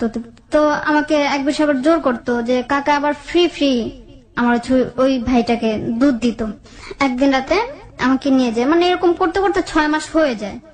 6 মাস আমাকে বলতো তুই নিজে থেকে এটা করার চেষ্টা কর বা ই করতো। আমার কাছে খুব খারাপ লাগতো যে তখন তুমি এগুলো করে করে টাকা নিয়ে আসতে বাসায়? না, আমি কোনো টাকা আনতাম না। তখন মাই আনতো, শুধু আমাকে বলতো 100 টাকা নিয়ে আস বা 200 টাকা নিয়ে আস। আচ্ছা, টাকা আনতে গেলে তোমাকে এই ধরনের হ্যারাসমেন্টের শিকার হতে হতো? জি। ওকে। তারপর ওখান থেকে শেখাইতো, বলতো যে এটা করবি বা ওটা করবি। আমাকে লোভ দেখাইতো যে আমি তোকে টাকা দিব, তোকে 3 পিস দিব, তোকে ভালো ভালো খাওয়াবো।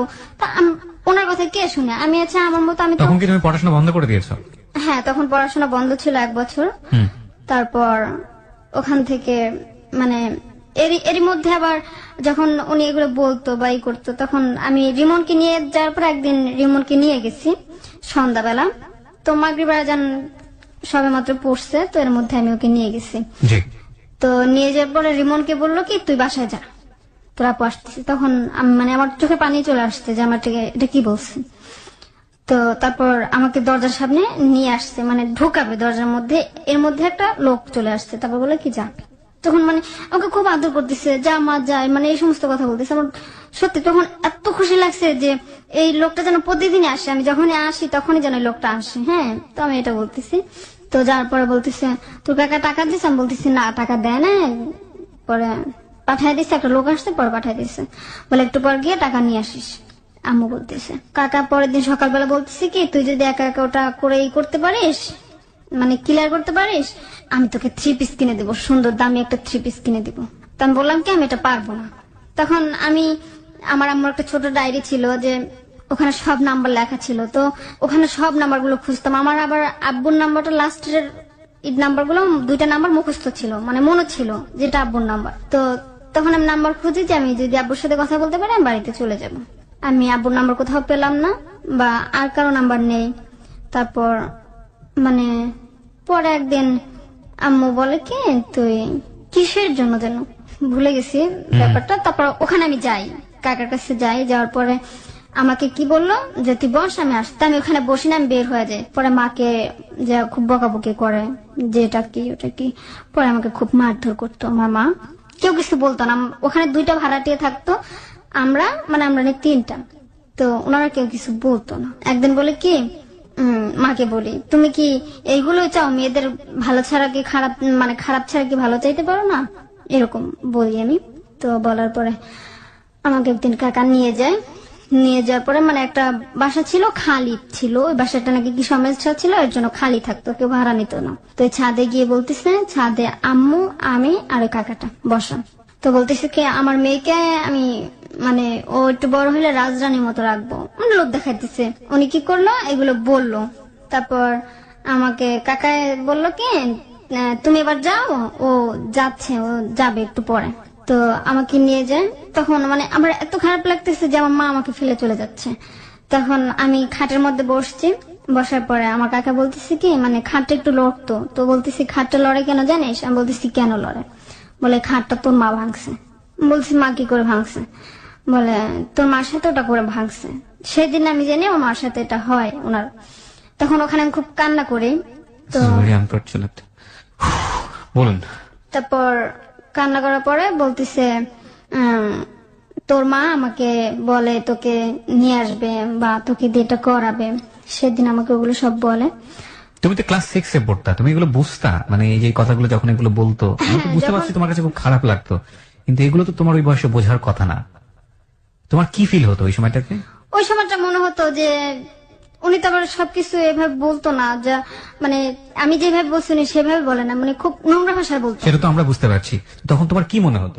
তখন মনে হতো এরকম কোন এটা যে মানুষের সাথে মানুষ করতে পারে, আমার এটা মনে হতো না। ওকে, অবিশ্বাস্য মনে হতো। জি। তারপর আমি জিজ্ঞেস করলাম কিভাবে করছে, তখন আমাকে বললো যে এটা করে করছে। তখন আমি খুব কান্না করতেছি যে আমার মার সাথে এটা হয়েছে, নোংরা ভাবে কথাটা বলছে। তো তারপর উনি কি করলো, বললো তুই বস, আমি টয়লেট থেকে আসি। তো ওই দিন বাইরে থেকে সিটকানি মেরে গেছে। ওই দিন আমি কিছু আর বলি নাই। তো এমনিতে আমার খুব খারাপ লাগতো যে আমাকে এটা কি করতে দেয় বা কেনই দেয়। তো যখন টাকা নিতে পাঠাইতো তখন মনে হতো যে মার কাছে কি টাকা নাই, কিসের জন্য পাঠায় এখানে। তারপর ওই দিন কি করলো, আয়শা বাতে অফ করলো। ওই দিন অনেক রাতে আসছে, আসার পরে এটা করছে। তখন করছে কিরকম অত জোর জবরদস্তি করে নাই, আমার মুখটা চেপে ধরে শুধু, যে আওয়াজটা জানে মানুষ না শুনে। তো মুখটা চেপে ধরে ওটা করে ফেলে। তখন খুব ব্লিডিং হয়, তখন আম্মুকে ডেকে নেয়। তো ওনার একটা ভেসেট ছিল যে সাদা কালো লাল এরকমের মধ্যে ছিল ভেসেট, চাদর। ও বেডশিট, আচ্ছা হ্যাঁ। তারপর কি করলো, ওটা মাখা গেল ব্লাডে। তো আম্মু দেখলাম যে আম্মু খুব হতাশ, হয়রান হয়ে গেছে, উনি কি দিয়ে কি করবে। তো কাকাটাও ভয় পাইছে। তারপর কি করলো, উনি আমাকে ডাক্তারের কাছে নিল না। তোমাদের বাসা থেকে ওই লোকের বাসাটা কত দূর ছিল? বললাম না 30 সেকেন্ড, পাশাপাশি ছিল। তারপর ব্লিডিং হচ্ছে। তারপর উনি কি করলো, আমাকে ডাক্তার কাছে নিয়ে যায় না, ওনার পরিচিত ডাক্তার নিয়ে আসছে। তো নিয়ে আসার পরে বললো কি যে এটা ওনার পরিচিত, উনিও আমার সাথে এটা করতে চেয়েছে, যে ডাক্তারকে নিয়ে আসছে। আমি রাজি হই নাই বা করি নাই।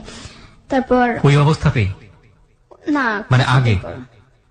আগেও ওই ডাক্তার তোমার সাথে ডাক্তার যে আসছে, কাকার পরিচিত ডাক্তার আসছে, ওনারও টার্গেটে ছিল তুমি? জি। ওকে, ঠিক আছে। ক্লাস 6 এ পড়ো তখন তুমি, 10-11 বছর বয়স তোমার। তখন আমার 9-10 বছর এরকম। 9-10 বছর বয়স।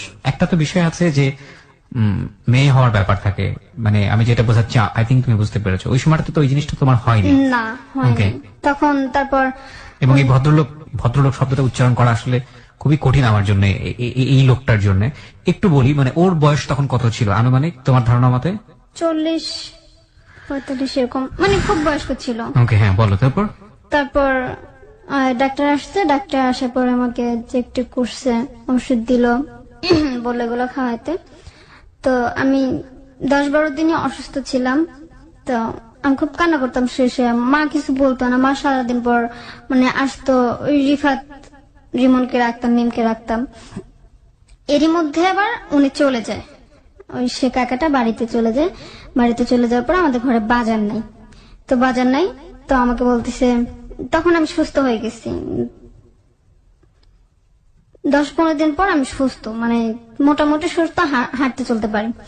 তো এর মধ্যে আম্মু আসছে, বলে এখন কি করব? আমি বলতেছি কি করবা, কাজ করো, আম্মুকে এটা বলে। তো আম্মু বলতেছি কি তুই কিছু করতে পারবি? আমি বলছি আমি কি করবো। পরে আমি খুব কান্না করি যে আমাকে এটা কেন করাবে। তোমার মা তো শারীরিকভাবে সুস্থ ছিল, কোনো কাজকর্ম করতো না সে? না, কোনো কাজকর্ম করতো না। আমার এখন মনে হতো যে উনি এটা ছাড়া কোনো কাজই করতো না। আমরা এই জায়গাটা একটা ছোট্ট বিরতি নিতে চাই প্রিয় শ্রোতা। এর পরের যে গল্প সেটাও ভয়াবহ, এবং একটা শিশুর জন্য, এরকম একটা পরিবারে বড় হওয়া একটা মেয়ে শিশুর জন্য এটা যে কতটা কষ্টকর হতে পারে। মা বাবা হচ্ছে একটা সন্তানের জন্য শেষ আশ্রয়স্থল পরিবারে। সেটাই যদি একটা মেয়ের জন্য নিরাপদ না হয়, সেটাই যদি একটা শিশুর জন্য নিরাপদ না হয়, তাহলে এই শিশুটির আর যাওয়ার জায়গা কি আদৌ থাকে? আমরা এক কথাই বলতে পারি যে মনুষ্য জন্মই বৃথা হয়ে যায়। এবং আজকের এই হ্যালো 8920 লাখ লাখ মানুষ শুনছেন। এরকম মা হয়তো সংসারে অসংখ্য আছেন, কিংবা বাবাও আছেন যারা বাধ্য করেন নিজের সন্তানকে এই ধরনের কাজে যাওয়ার জন্য। তারা আজকের এই হ্যালো 8920 শোনার পরে যদি স্টপ করেন এইরকম অনৈতিক অন্যায় কাজ, তাহলে আমরা বলতে পারবো যে আমরা কিছুটা হলেও আমাদের এই অনুষ্ঠানের মাধ্যমে কিছুটা হলেও কিছু একটা করতে পেরেছি। আমরা ফিরে আসবো ঠিক রাত 1টা, টাইম চেক হবার সঙ্গে সঙ্গে। ওকে দেখার জন্য ওর একটা ছোট্ট ভিডিও ক্লিপস, যেটা ওর সামাজিক মর্যাদা হানি না হয়, এরকম একটা ছোট্ট ভিডিও ক্লিপস আমরা আমাদের ফেসবুকে দিয়ে দিয়েছি। আপনারা চাইলে এসে দেখতে পারেন। ফেসবুকের ঠিকানা www.facebook.com/kibria.rj। আমি আবারও বলছি www.facebook.com/kebria.rj। পেজটি আছে RJ কিবরিয়া নামে। সময় রাত 1টা, প্রিয় শ্রোতা, আপনারা সবাই শুনছেন close up presence hello 8920 ABC radio FM 89.2 এ। রিপা এখানে রয়েছে তার জীবনের গল্প নিয়ে। 16 বছরের কিশোরী রিপা, তার কাছে আমরা আবারও ফিরছি। রিপা, আমরা যেখানটাতে ছিলাম, মা তোমাকে বলছিল এই ধরনের কাজ করার জন্য, এবং মার সঙ্গে তুমি এটা নিয়ে এক ধরনের তর্ক বিতর্ক করছিলে। তারপর মা আমাকে এক ধরনের জোর করে যে কেন করবি না, আমার সমস্যা তুই দেখবি না। তো আমি বলতেছি তোমার কোন সমস্যা দেখবো, কি সমস্যা দেখবো, এতদিন দেখে আসছি না, যেহেতু আমি সবকিছু তখন বুঝি। তো কয়েকদিন পর একটা লোক আসলো, বলে এই মেয়ে। কে বলছে এটা? তোমার মা? না, একটা লোক নিয়ে। না, কিন্তু তোমার উত্তরটা কে দিচ্ছে? তোমার মা? জি হ্যাঁ, আমার মা। মানে তোমার মা এই লোকটাকে নিয়ে আসছে? জি, মানে বয়স্ক, দাঁড়িয়ে আছে, মানে মুরব্বী টাইপের। তারপর উনি আসছে, উনি আসার পরে মা বলতেছে কি আপনি যান, আমি ওকে রেডি করি। তো মা আমাকে কি করলো, বললো জামা কাপড় নে, রেডি হন। বলতেছে আমি কোথাও যাব না। তখন আমি খুব কান্নাকাটি করি। তো মায়ের মধ্যে আমাকে ভয় দেখে যে আর কখনো দিব না, বা পাড়ার মধ্যে নিয়ে রেখে আসবো। পাড়া মানে কি তখন বুঝতাম না। তো আমাকে খুব জোর করতেছে। তখন আমি বললাম আমি থাকতে পারবো না, আমি চলে আসবো। তা আমি বলতেছি আচ্ছা ঠিক আছে যা। আমাকে কোনো জামা কাপড় দিল না, নিয়ে গেল, আম্মুই নিজে নিয়ে গেল, ওকে বিদায় করে দিল ওই লোকটাকে। তারপর আমাকে নিজে আমাদের বাসা থেকে একটু সামনে কোহিনুর নামে একটা মহিলার কাছে। পরে আমি যাওয়ার পরে ছোপার উপরে বসছি, দরজাটা খোলাই ছিল। তো দরজাটা খোলা ছিল, এর মধ্যে ভিতরে আরো একটা রুম আছে। দেখতেছি একটা মেয়ে বের হয়েছে, শুধু জামা পরা, সেলর নেই। তো আমি ওখানে খুব জোর করে আমি থাকবো না, আমি চলে যাব। তো আমি কান্নাকাটি করার পরে একটা লোক আসছে। মা বলে কি তো এখানে 1-1.5 ঘন্টা থাক, আমি তোকে এসে নিয়ে যাব। ওনাকে বলে যায় যে ওকে বের হতে দিবেন না। উনি ওই মহিলাটাকে নাকি সবাই চিনতো, আমাদের মধ্যবাড্ডা এলাকায় সবাই চিনে ওনাকে। আচ্ছা, আমি এখন কি নাম ছিল মহিলাটার? কোহিনুর ছিল। কোহিনুর। উনি কি করলো, বললো তোর নাম কি? বলে রিপা। বলে তোর বোন কি শিরিন? আমি বলতেছি হ্যাঁ। বলে তুই তো শিরিনের মতনই হয়েছিস, আমার বড়পুর চেহারা আমার মতো। তো বলতেছে শিরিনরাও তো তোর মা এমন করছিল। তো আমার আপুকে নাকি ফার্স্ট ওনার বাসায় নিয়ে যায়। ওনার বাসায় নেওয়ার পরে নাকি খারাপ কিছু দেখে দরজা খোলা ছিল, তো উনি ওখান থেকে জুতা টোতা রাইখা পালায় চলে যায়। এরই মধ্যে আবার ওখানে আমাকে এটা 2টা করাইলো, তো 2টা করানোর পর আমাকে 700 টাকা দিল। 700 টাকা দেওয়ার পরে তারপর যে লোক 2টা ওই লোক 2টা বলতেছে যে তোমার নামে তো কেস হয়ে যাবে, মামলা হয়ে যাবে, তুমি এটা কি শুরু করছো বলে, মানে খুব নোংরা একটা কথা বলে যে এগুলো ঘাটতে ঘাটতে আসছি, এবার কে আমার নামে কেস করবে, কে আমার নামে মামলা। কোহিনূর রিপ্লাই দেয় এটা। হ্যাঁ, কোহিনূর রিপ্লাই দিয়ে নিয়ে আসলো, মানে টাকা দিল, 700 টাকা দিল আমাকে। বললো মানে তখন ওনার সাথে খুব কথা হয়, আমাকে হাতে যখন টাকা দিচ্ছে তখন আপুর কথা বলে, তোর মা যেন আসলে কেমনে, আমরাও তো মেয়ে দিয়ে করি। ওনার নিজের মেয়ে দিয়ে উনি করি। তো বলতেছে এই বয়সের না। প্রিয় শ্রোতা, এখানে একটা বিষয় একটু নোট করে নেই। আপনারা নিশ্চয়ই আপনাদের জায়গা থেকে বুদ্ধিমত্তা থেকে গল্পটা বুঝতে পারছেন ও কি বলতে চাচ্ছে। একটা শব্দ আমরা এখানে একটু মিউট করে দিচ্ছি, একটা ভিন্ন সাউন্ড দিয়ে এটাকে অফ করছি, এটা স্বাধীনতার জায়গাটা থেকেই, এবং সেটা আপনারা আপনাদের জায়গা থেকে একটু বুঝে নেবেন। বলো। তারপর আপুর সম্বন্ধে বললো আমাকে, আমি ওখান থেকে চলে আসছি, মা আসার আগেই চলে আসছি। তো বাসায় গিয়ে দেখি আমার মা তরকারি কাটতেছে। তো আমি মাকে বলতেছি তোমার ঘরে না বাজার নাই? তো বলতেছে ঘর ভাড়া টাকা দেওয়া লাগবে না, কি করবো এখন। এরই মধ্যে ওই হুমায়ুন চলে আসছে বাড়ি থেকে। আচ্ছা, আপনার যার একটা ছোট ভাই হলো রিমনের পরে, তাই না? ওটা কার বেবি ছিল? আমি বলতে পারি না ওটা কার। এটা আপনি আজও জানেন না? ওই ভাইটা বেঁচে আছে? জি, এখনো বেঁচে আছে। ওর বয়স কত? ওর 5 বছর। আপনাদের সাথেই থাকে? হ্যাঁ। আপনার বাবা এটা জেনেছিল পরবর্তীতে? জেনেছে তো নিশ্চয়ই, কিছু বলেছে? না, কি বলবে, সবাই জানতো, মানে সবাইকে বলতো কি এই ছেলেটা কি করছে, মানে বলতো সবাইকে যে আমি গেছি, আমার মানে বলতো যে রিপাকে নিয়ে একদিন মার্কেটে গেছি, তো একটা লোক আসছে, একটা মহিলা আসছে, বলতেছে আপা আমার বাচ্চাটাকে একটু ধরেন না, আমি একটু পানি খেয়ে আসি। ও, এরপরে আর বাচ্চাটা বা এরপর আর মানে বাচ্চাটা একটা কাহিনী বানিয়েছে? হ্যাঁ, কাহিনী বানাইছে। সবাই তো অবশ্যই বুঝতো যে ওদের মতো চেহারা হয়েছে, ওদের ভাই না। আমি বললাম যে বাজারের টাকা নাই, তো বললো ঘর ভাড়া টাকা লাগবে না, এখন ঘর ভাড়া টাকা। আমি বলছি আমি কি সবকিছু করবো নাকি।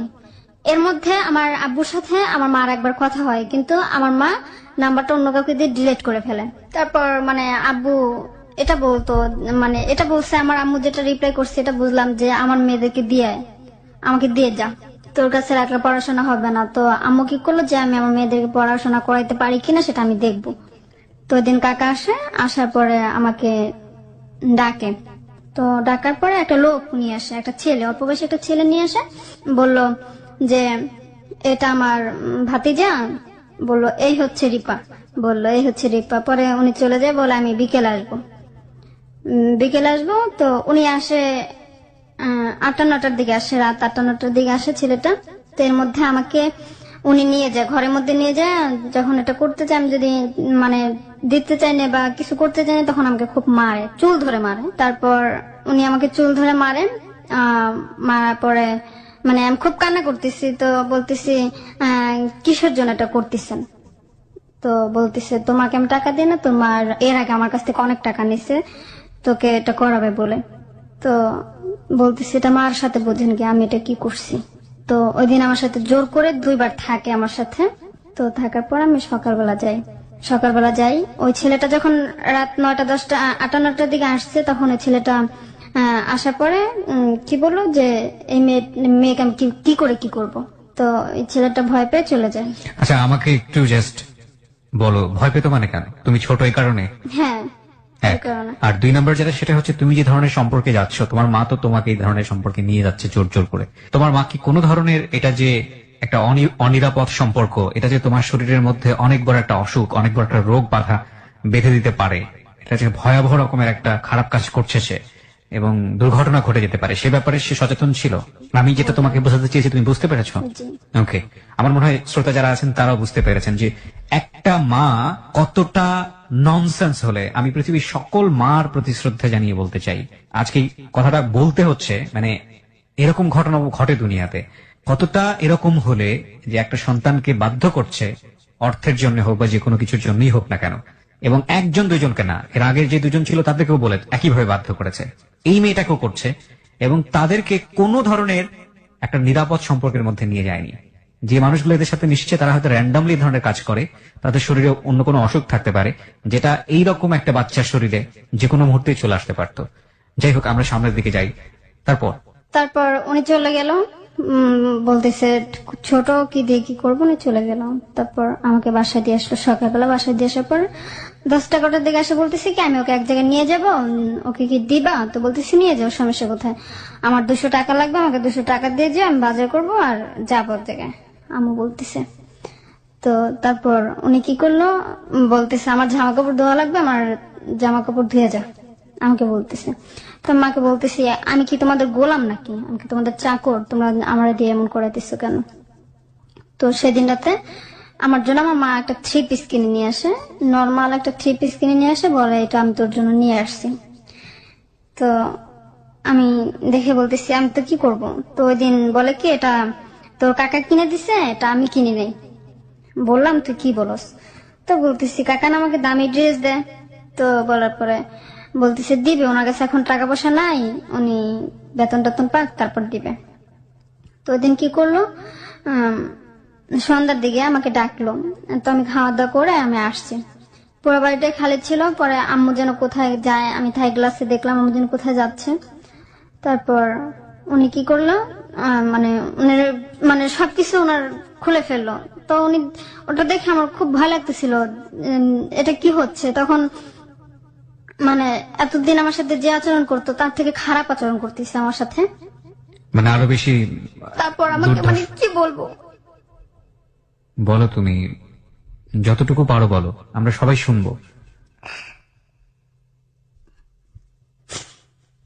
মানে তারপর উনি আমার সাথে খুব খারাপ আচরণ করে, যেটা আমার সহ্য হয় না। আমি খুব মানে কি বলবো, আমার ওই দিন ব্লাড বের হয়ে যায়।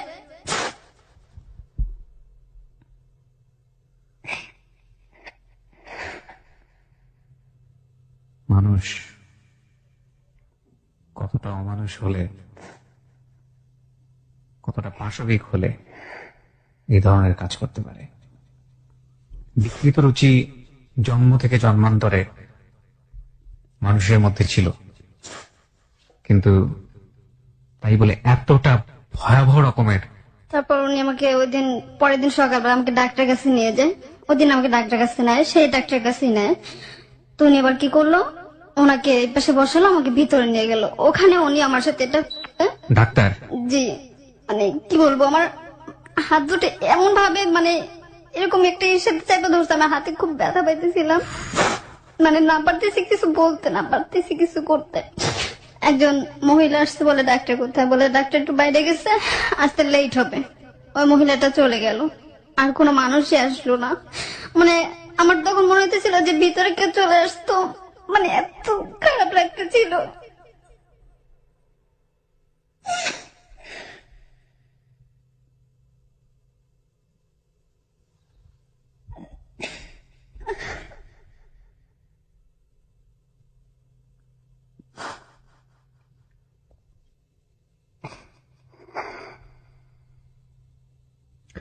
আমাদের দেশে নারী নির্যাতন নিয়ে আইন আছে এবং এগুলোর প্রয়োগ যথেষ্ট রকমের শক্তিশালী প্রয়োগ হয়ে থাকে।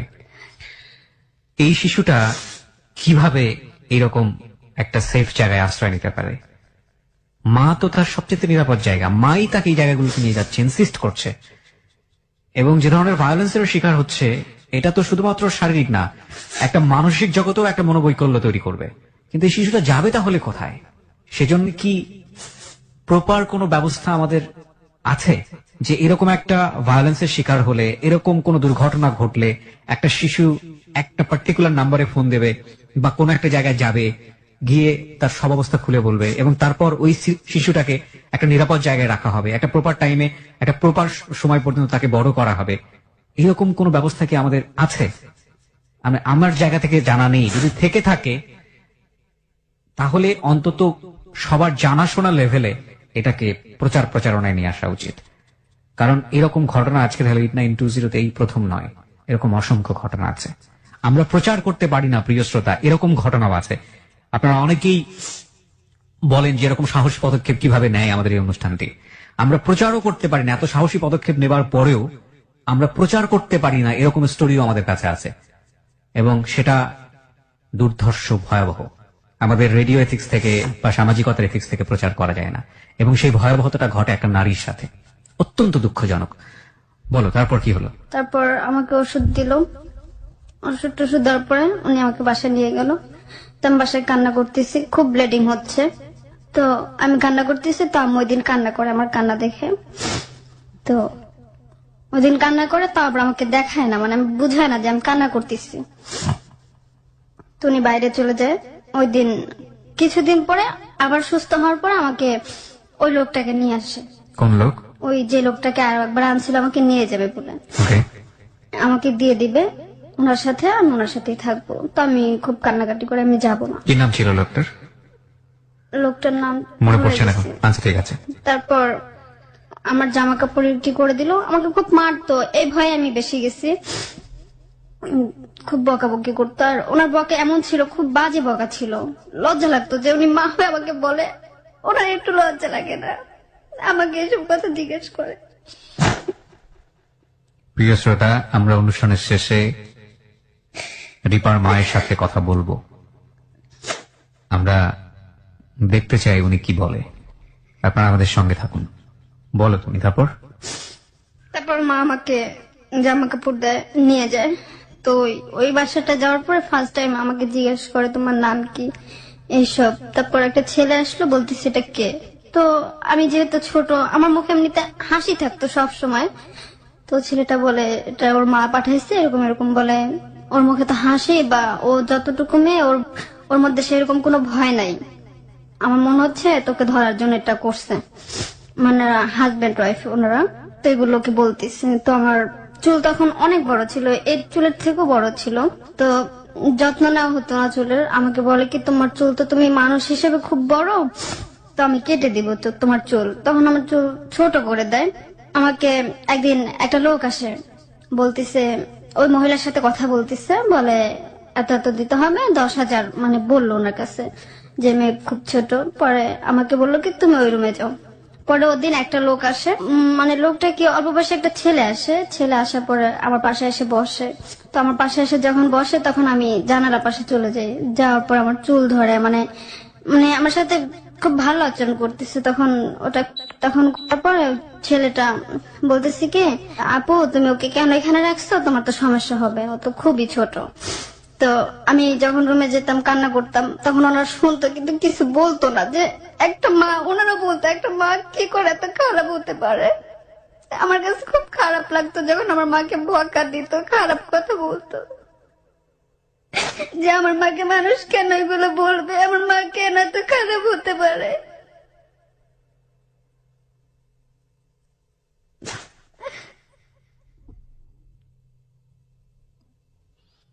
তারপর উনি আমাকে বলতেছে যে, মানে উনি ওনার লাইফের কথা বলতেছে, যে আমার একটা ছোট ভাই ছিল, আমার যদি সেরকম কোনো ক্ষমতা থাকতো আমি তাহলে তোমাকে নিয়ে আসতাম। তো উনি আমার সাথে সেদিন খুব কান্না করে আমাকে ধরে। তখন আমার কাছে খুব খারাপ লাগে, যেমন নিজের মা বুঝে না, অন্য মানুষ আমাকে ধরে কান্না করে। তো বললো তুমি আমার কাছে থাকো, আমি তোমাকে ভালোভাবে রাখবো, হয়তো কিছুদিন করো, আমি তোমাকে ভালো একটা জীবন দিব। তো আমি ওনার কাছে থাকতাম, অন্য কোথাও যেতাম না। আমার মা যার টাকা হতো উনি নিয়ে যেত। আর যখন আমার সাথে কেউ থাকতো তখন উনি খুব কান্না করতো। আমি কি কান্না করতাম, ওই মহিলা খুব কান্না করতো আমার কষ্ট দেখে। তো কিছুদিন পর একটা লোক আসে পরে ওখানে আরো একটা মেয়ে থাকে, মেয়েটা নাকি অসুস্থ থাকে। তখনও বুঝি না যে অসুস্থ মানে কি বা মেন্স মানে কি। বলে আমি অসুস্থ হয়েছি, তো আমি এটা কি করে করবো, যদি কেউ পারে তাহলে করুক। তো তারপর বলে কি, মানে লোকটা খুব মোটা ছিল। তখনও তুমি এটা বোঝো না, মানে তখনও তোমার ভিতরে এই জিনিসটা আসেনি? না, তখন কি ভয়াবহ, কি দুর্ধর্ষ। তারপর আমাকে ওই লোকটা কি করলো, নিয়ে গেল। ওই লোকটা ফার্স্ট টাইম বলে কি আমার তো ভয় লাগতেছে ওর সাথে যেতে, আমার সাথে কি করে যাব। তো আপুটা বললো কি যান, সমস্যা নাই। তারপর শুধু বললো যে একটু আস্তে ধীরে, মানে এটি করে তারপরে করেন। তো আমি যাওয়ার পরে ওই লোকটা, তো এর মধ্যে হালকা একটু ব্লাড দেখা দেয়। তো ওই লোকটা ওখান থেকে চলে যায় কিছু না বলে, ব্যালেন্স না দিয়ে কিছু না বলে চলে যায়, ভয় পাইছে। তো ওই লোকটা কতদিন পর আবার আসে, 4-5 দিন পর আবার আসে। 4-5 দিনের মধ্যে আমাকে যেমন এক পাচ্ছে বা কোনদিন পাচ্ছে না, কান্না করতেছি বিধে। তো ওই লোকটা আসে। তো আমার যেটা ব্লিডিং হয়েছে আমি এটা আবার আপুকে বলি না। তো ওই দিন আসার পরে আমার মানে খুব, তখন আমার খুব মানে তোর পেটে ব্যথা করে। তো অনেকক্ষণ পর দেখতেছি আমার খুব ব্লিডিং হচ্ছে। আমি আপাকে বলি না, আমার লজ্জা লাগতেছে।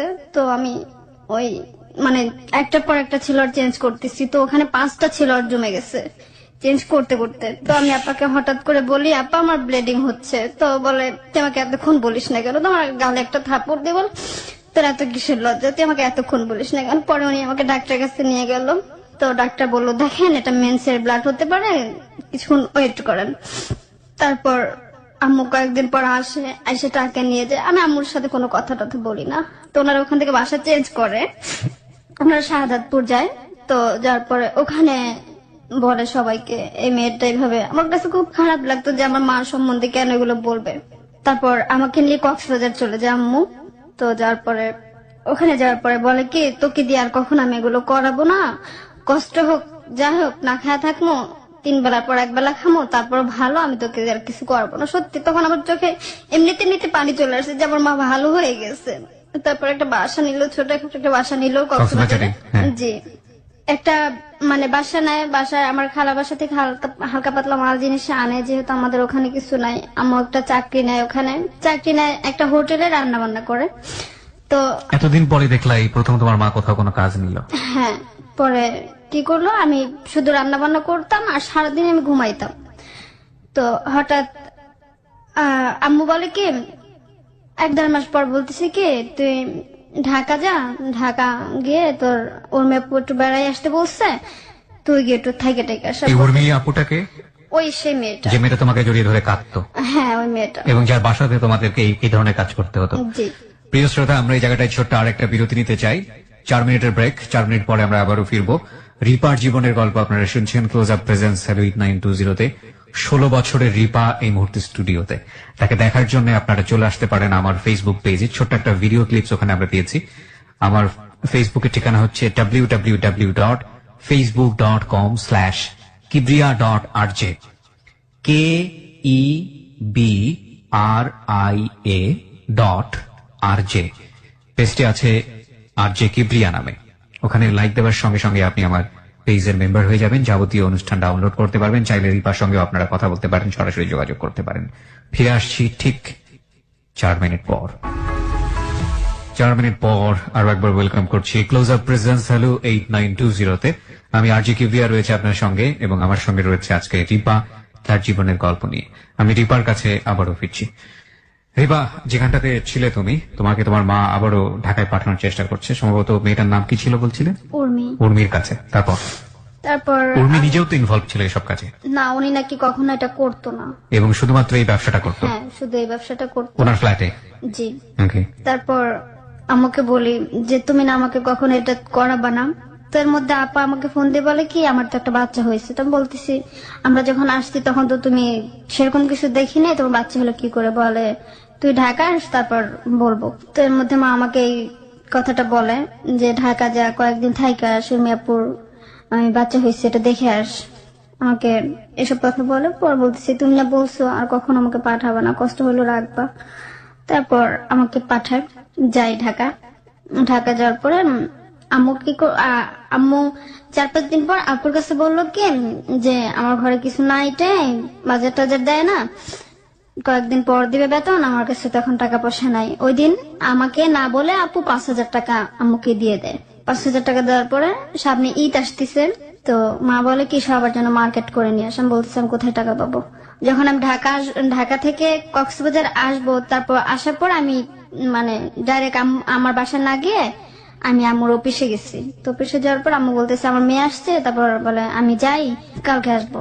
তো বিকেল 5টার দিকে আবার চলে আসে, আমাকে বাসায় দিয়ে আবার বিকেল 5টার দিকে চলে আসে। সকাল 8-9টার দিকে আমরা বের হই। তো আমি একটা লেহেঙ্গা পরাচ্ছিলাম, তো যাওয়ার পরে দেখতেছি একটা দোকানে ঢুকে, মানে একটা ফ্লাগজি দোকান, ওখানে ফ্লাগজি করে এমন মেয়েদের কসমেটিকও বেচে। তো তারপর কি করলো, মা কি করলো, ওই দোকানের মধ্যে ঢুকলো। তারপর মা জিজ্ঞেস করলো, এটা কি তোমার মেয়ে? সরি, এটা কি তোমার মাকে জিজ্ঞেস করলো? হ্যাঁ, এটা কি আপনার মেয়ে? বলতেছি হ্যাঁ। আমার মাকে মা ডাকতো উনি, যে লোকটা ফ্লেক্সি বিক্রি করতো। হ্যাঁ। তারপর উনি একটা নাম্বার দিয়ে দেয়। অনেকদিন পর আমাকে সে নাম্বারটা দেখায়। তো আমি এমনিতে খুব লিখতাম, আমার লিখতে ভালো লাগতো, মানে যাই মনে পড়তো তাই লিখতাম।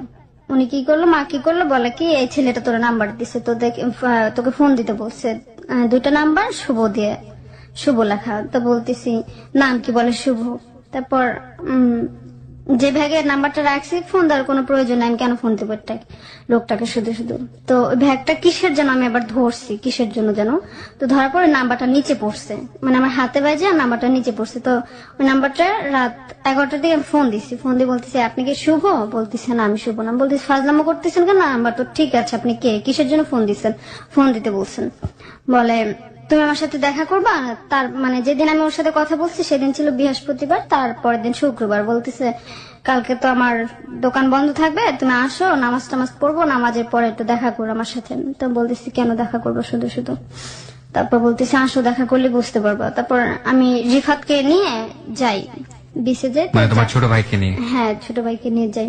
তো যাওয়ার পরে আসে, আমার সাথে কথা টথা বলে আমি তোমাকে বিয়ে করবো। আমি বলতেছি তো আমাকে বিয়ে করবেন? আম্মুর সাথে কথা বলছেন? বলে হ্যাঁ, আম্মুর সাথে আমি কথা বলছি, বিয়ে করবো। তুমি বিয়ে জিনিসটাকে তখন বুঝো? মানে বিয়ে জিনিসটা কি বুঝো? একটা সংসার কি জিনিস তখন বুঝো? তখন সংসার মানে বুঝতাম না, যে বিয়ে তো বিয়েই। কত সালের ঘটনা? এখন তো 2015 সাল চলে, কয় বছর আগে আনুমানিক মনে আছে? 3-4 বছর হবে। 3-4 বছর আগের ঘটনা। জি। তার মানে তো তখন তোমার বয়স আরো কম।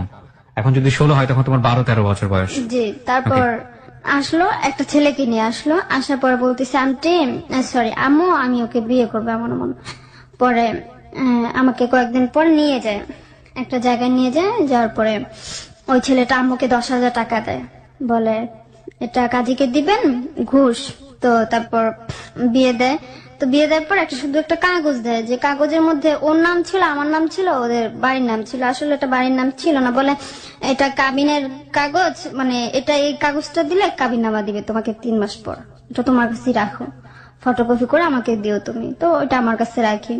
তো ওই দিন কি করলো, এক ঘরের মধ্যে মা থাকে, তো ও কি করলো, আমাকে নিয়ে একটা হোটেলে গেল। হোটেলে গেছে, তো যাওয়ার পরে যেখানে যে সবকিছু লিখতেছে, যখন আমার নামটা বলে যে আপনার ওয়াইফের নাম কি, তখন ও আমার নামটাই উচ্চারণ করতে পারে না। আমাকে এসে জিজ্ঞেস করে আবার তোমার নাম যেন কি।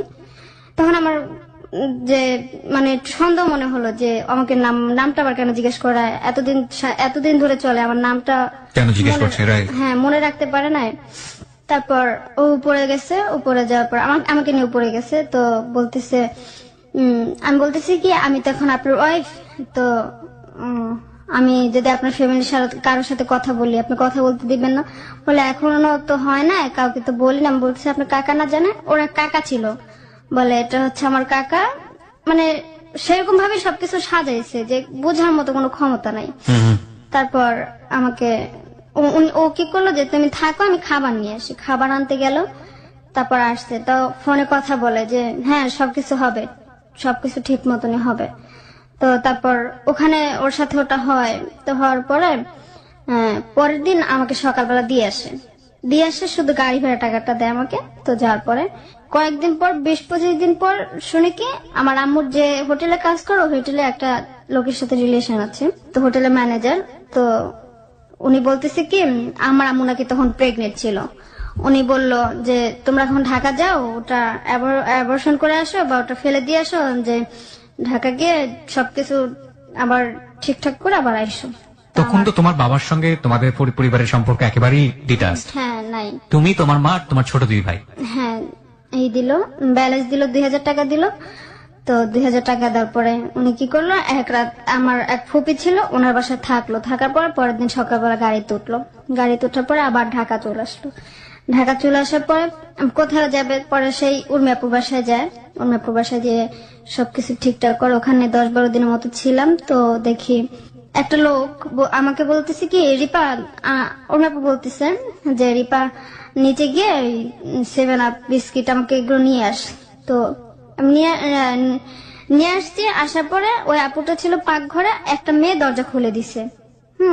আপু জানে না। তো আমি দরজা টাক দেওয়ার পর দরজাটা খুলে দিছে। তো খোলার পরে আমি এসে বসছি। তো মিমকে জিজ্ঞেস করতেছি, মিম আছে তখন, যে মিম মা কই? কয় মা ভিতরে গেছে। তো আমি হয়তো ভাবছি যে কাপড় চোপড় পাল্টাইতেছে বা একটা লোককে দেখে গেছি, সেই লোকটা নাই। তখন আমার কাছে খারাপ লাগলো যে মা কি ওই লোকটাকে নিয়ে গেল নাকি। তখন মা দেখি মানে ওই সে আগের মেয়েটার মতনই জামা পরে সেলর নেই। তখন মানে আমার খুব খারাপ লাগছে যে মা এটা কি করলো। তখন মা মানে আমাকে দেখে মানে পুরো তাজ্জব, এটা কি দেখলাম আমি। ওকে না নিচে পাঠাইছে, তখন আপু বললো কি, আপু বললো কি দরজা খুলে দিছে, বলতেছে আমি খুলে দিছি। আমাকে জিজ্ঞেস করছিস তুই? তখন আপুকে আমি বললাম যে সবকিছু তো দেখেই ফেলছি, এখন কি হবে আর লুকায়, আপুকে বললাম। তারপর আপু একটা বাসা টাসা নিয়ে দিয়ে দিল। তারপর দেখতেছি আমার মানে আমি আর অসুস্থ হই না, আমি এর মধ্যে প্রেগনেন্ট হয়ে গেছি। প্রেগনেন্ট হয়ে গেছো তুমি হ্যাঁ, এইসব কাজ করতে করতে? না এসব কাজ করতে করতে না, ওর সাথে থাকার পরে। তুমি যে বেবির মা হতে যাচ্ছ তুমি বুঝলে কিভাবে? আমি বুঝলাম কি করে, আম্মু আগে বলতো যে মানে মা তোমাকে কিছু বিষয় বলে দিয়েছিল যে এটা হলে তোমার এই জিনিসগুলো হবে? জি। আচ্ছা, তারপর আম্মু কি করলো, আপু বললো কি, সেই উর্মি আপু বললো প্রসব টেস্ট আনতে, তো ওটা করলো, দেখে প্রেগনেন্ট। তো আপু বললো কি যে এটা তো এমনি কারণে, এটা তো নজরুলের, তো ওটা কিছু করার দরকার নাই, রাইখা দাও। তো এটা নিয়ে আমি একবার আমাদের দেশের বাড়িতে যে বরিশাল, আমার দাদি খুব অসুস্থ ছিল, ওনাকে দেখে আসছি। তখন আমার আব্বু ছিল না, এই জন্য আমি দেখে আসছি। কারণ আব্বু থাকলে আমাকে কখন আর আসতে দিত না, যেহেতু আমি প্রেগনেন্ট, আমার এখন ঢাকা আসা লাগবে, কেউ জানে না আমার বিয়ে হয়েছে। আচ্ছা।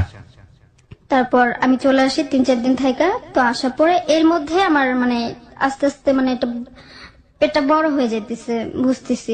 তারপর আমরা যে বাসায় থাকি সে বাসা বাড়ি বলতেছে কি, মানে বলতেছে তুই এত মোটা হয়ে যেতেছিস কেন, আগের থেকে তো অনেক মোটা হয়ে যেতেছিস। তো আম্মু বলতেছে কি, আম্মু আমাকে বলতেছে কি, আমরা যদি এই বাসায় থাকি বা এই বাসায় করি তাহলে তো সবাই বুঝে যাবে যে তুই প্রেগনেন্ট বা বাচ্চা হবে, সবাই দেখবে।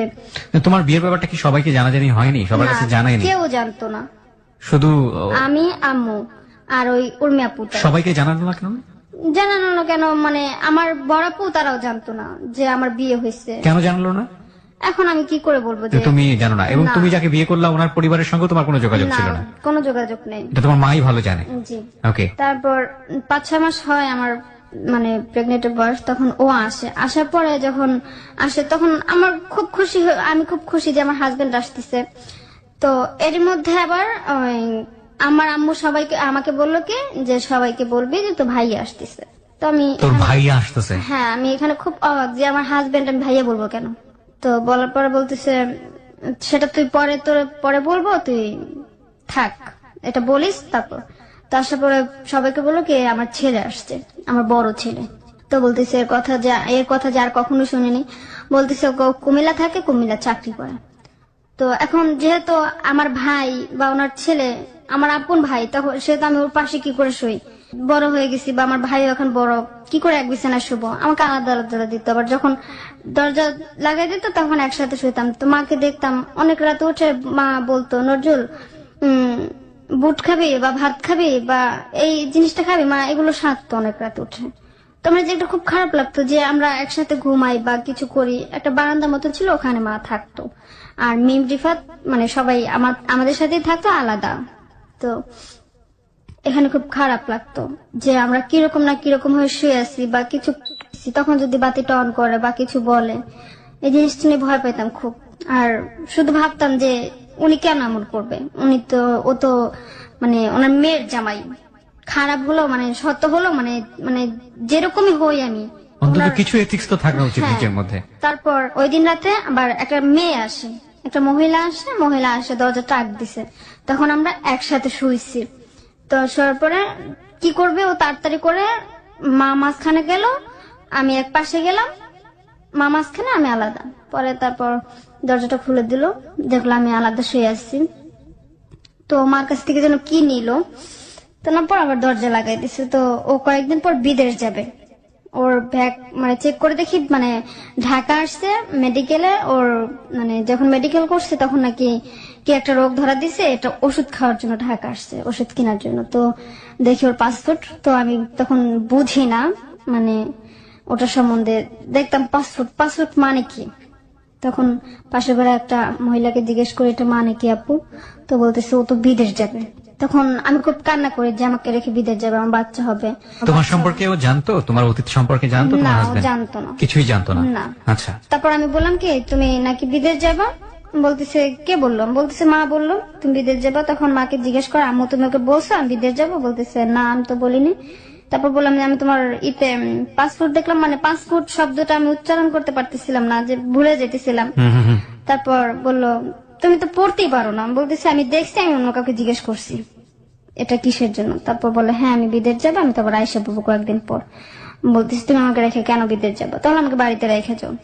তো ও কি করলো, আমাদের কাউকে না বলেও চলে গেল। ও আম্মুর কাছে শুনছে যে আমার বাচ্চা হবে, তারপর চলে গেল। এর মধ্যে নাকি আম্মু জানে যে ও চলে গেছে, কিন্তু আমাকে বলে নাই। ওকে। তারপর ওখান থেকে আমার বাবুল কাকাটা আসলো, বিদেশ গেছিল। ও আসলো, আসার পরে আমার ছেলের জন্য, মানে আম্মু আমার বাচ্চা হওয়ার আগে শুধু ছেলে ছেলে করতো, তো আমার ছেলের জন্য একটা পিস্তল নিয়ে আসে, যে আমার নাতি, খেলনা পিস্তল, হ্যাঁ খেলনা নিয়ে আসে, অনেকগুলো পিস্তল নিয়ে আসে। তারপর ওগুলো আনার পরে তো উনি বললো কি, মানে এর মধ্যে যেহেতু আমি অসুস্থ বা আম্মু কিছু করে না, 2-3 মাসে ঘর ভাড়া পাবে বাড়িওয়ালা। তো সেই কাকা বললো কি, যেহেতু ঘর ভাড়া পাবে, যে টাকা ঘর ভাড়া টাকা পাবে, এই টাকা দিয়ে আমি মাল জিনিস কিনে অন্য একটা বাসা দিয়ে দিব। তো আম্মু কি করলো, ওখান থেকে পালায় চলে আসলো, মানে বাড়ি থেকে? হ্যাঁ মাল জিনিস রেখা। মানে আমার ঘরে সবকিছু ছিল, ফ্রিজটা বাদে সব ছিল কাঠের জিনিস। মানে আমি যে টাকা করতাম এগুলো দিয়ে সব, আম্মু বলতেছে কি আমার ঘরটা পুরো সম্পূর্ণ ভরপুর থাকবে।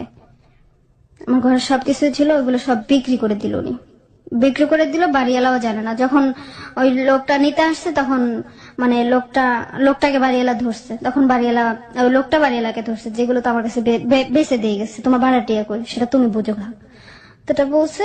এটা আমি কয়েকদিন পর শুনি যে মাল জিনিস বেসে দিচ্ছে, বলতেছে কি আমাদের হাতে টাকা আসুক, তারপর ওগুলো আমরা আবার নিয়ে আসবো ঘর ভাড়া টাকা দিয়ে। পরে বাসা টাসা নেয়, আলাদা বাসা নেয়, ওখানে আবার নতুন করে সবকিছু কেনার পরে তো ওই দিন আমার কাকা আসে বাসায় আসার পরে আম্মুর সাথে থাকে, আমরা উপরে।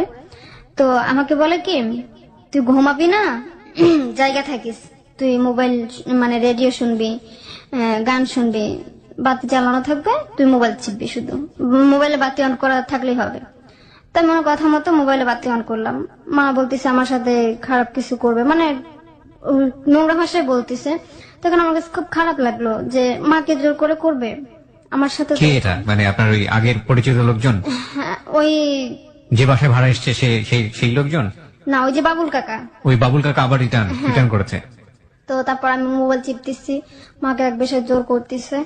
তারপর উনি কি করলো, সকালবেলা চলে গেল, বলে তোকে আমি মজা দেখাবো, মানে এটা বলে যে আমি তোকে মজা দেখাবো। না, উনি যদি ওনার সঙ্গে যদি এই ধরনের সম্পর্ক যদি নাই যাবে, তাহলে ঘরের ভিতর ঢুকতে দিল কেন? সেটাই, মানে থাকতে দিল কেন? বা ওনার জন্য রান্না করছে, ইলিশ মাছ রান্না করছে, চিকন চালে ভাত রান্না করছে, মানে একেবারেই চিকন, যেটা উনি খায় সে কাকাটা। ওকে, যাই হোক, আমরা আসলে এই সম্পর্কের মিস্ট্রি আবিষ্কার করতে চাই না। আমরা মনে করি যেটা এক ধরনের ভয়াবহ রকমের ভায়োলেন্ট স্টোরি। আমরা আসলে স্টোরির মানে মিস্ট্রি পয়েন্ট গুলো আবিষ্কার করতে চাই না। রিয়েলি মানে অসহ্য, মানে সহ্য করার মতো না। বলুন তারপর উনি কি করলো, ওখান থেকে আবার কয়েকদিন পর ঘর ভাড়া টাকা দিয়ে বাসা চেঞ্জ করলো। বাসা চেঞ্জ করার পরে একটা বাসা নিল দোতলা, বলে এখানে তোরা থাকবে, এখানে এইসব কিছু করবি না। ওখানে নিল, ওখানে ওনার জন্য আসা যাওয়ার মানে একটু মানে বাবুলের জন্য আসা যাওয়া, হ্যাঁ মানে ওই এখন তোমাদের টেক কেয়ার করছে। হ্যাঁ। তারপর উনি কি করলো, প্রতিদিনই আসতো। তো আমার কাছে খুব বিরক্ত লাগতো যে আমি ওনার মেয়ে, বা উনি আমাকে হয়তো আমি ওনার মেয়ে না, হয়তো উনি আমাকে মেয়ের মতো তো জানতো, বা আমার সামনে বসে এটা কি করে। তারপর তোমার সামনে বসেই রান্দামি জিনিসগুলো হতো তোমার মায়ের সঙ্গে? হ্যাঁ, কিন্তু বাতি অফ করা থাকতো, আমি সব শুনতাম যে কি হচ্ছে। আমি ঘুমাইতাম না, যে এত মানে রাত 12টা 1টা যে আমি ঘুমাই গেছি, আমি কিছু শুনতেছি না, এটা না। আসতো, উনি যখনই আসতো তখনই বাতিটা অন করতো। এখানে যে আমি আছি, আমি যে ওনার মেয়ের মতো, ওনার সবসময় কথার মধ্যে আম্মু থাকতো। ওনার কি সংসার ছিল, ছেলে মেয়ে ছিল? বিয়ে করে না, বিয়ে করেনি না, আজ পর্যন্ত উনি বিয়ে করে না। তারপর এখানে সবকিছু হয়। তারপর এর মধ্যে আমি যখন আমার যখন 8 মাস হয়, তখন আমাকে দিয়ে এটা 2 বার করায়। তখন আমি খুব ব্যথা পাই। 8 মাসের সময়টাতে কার সঙ্গে? বাবুলের সঙ্গে?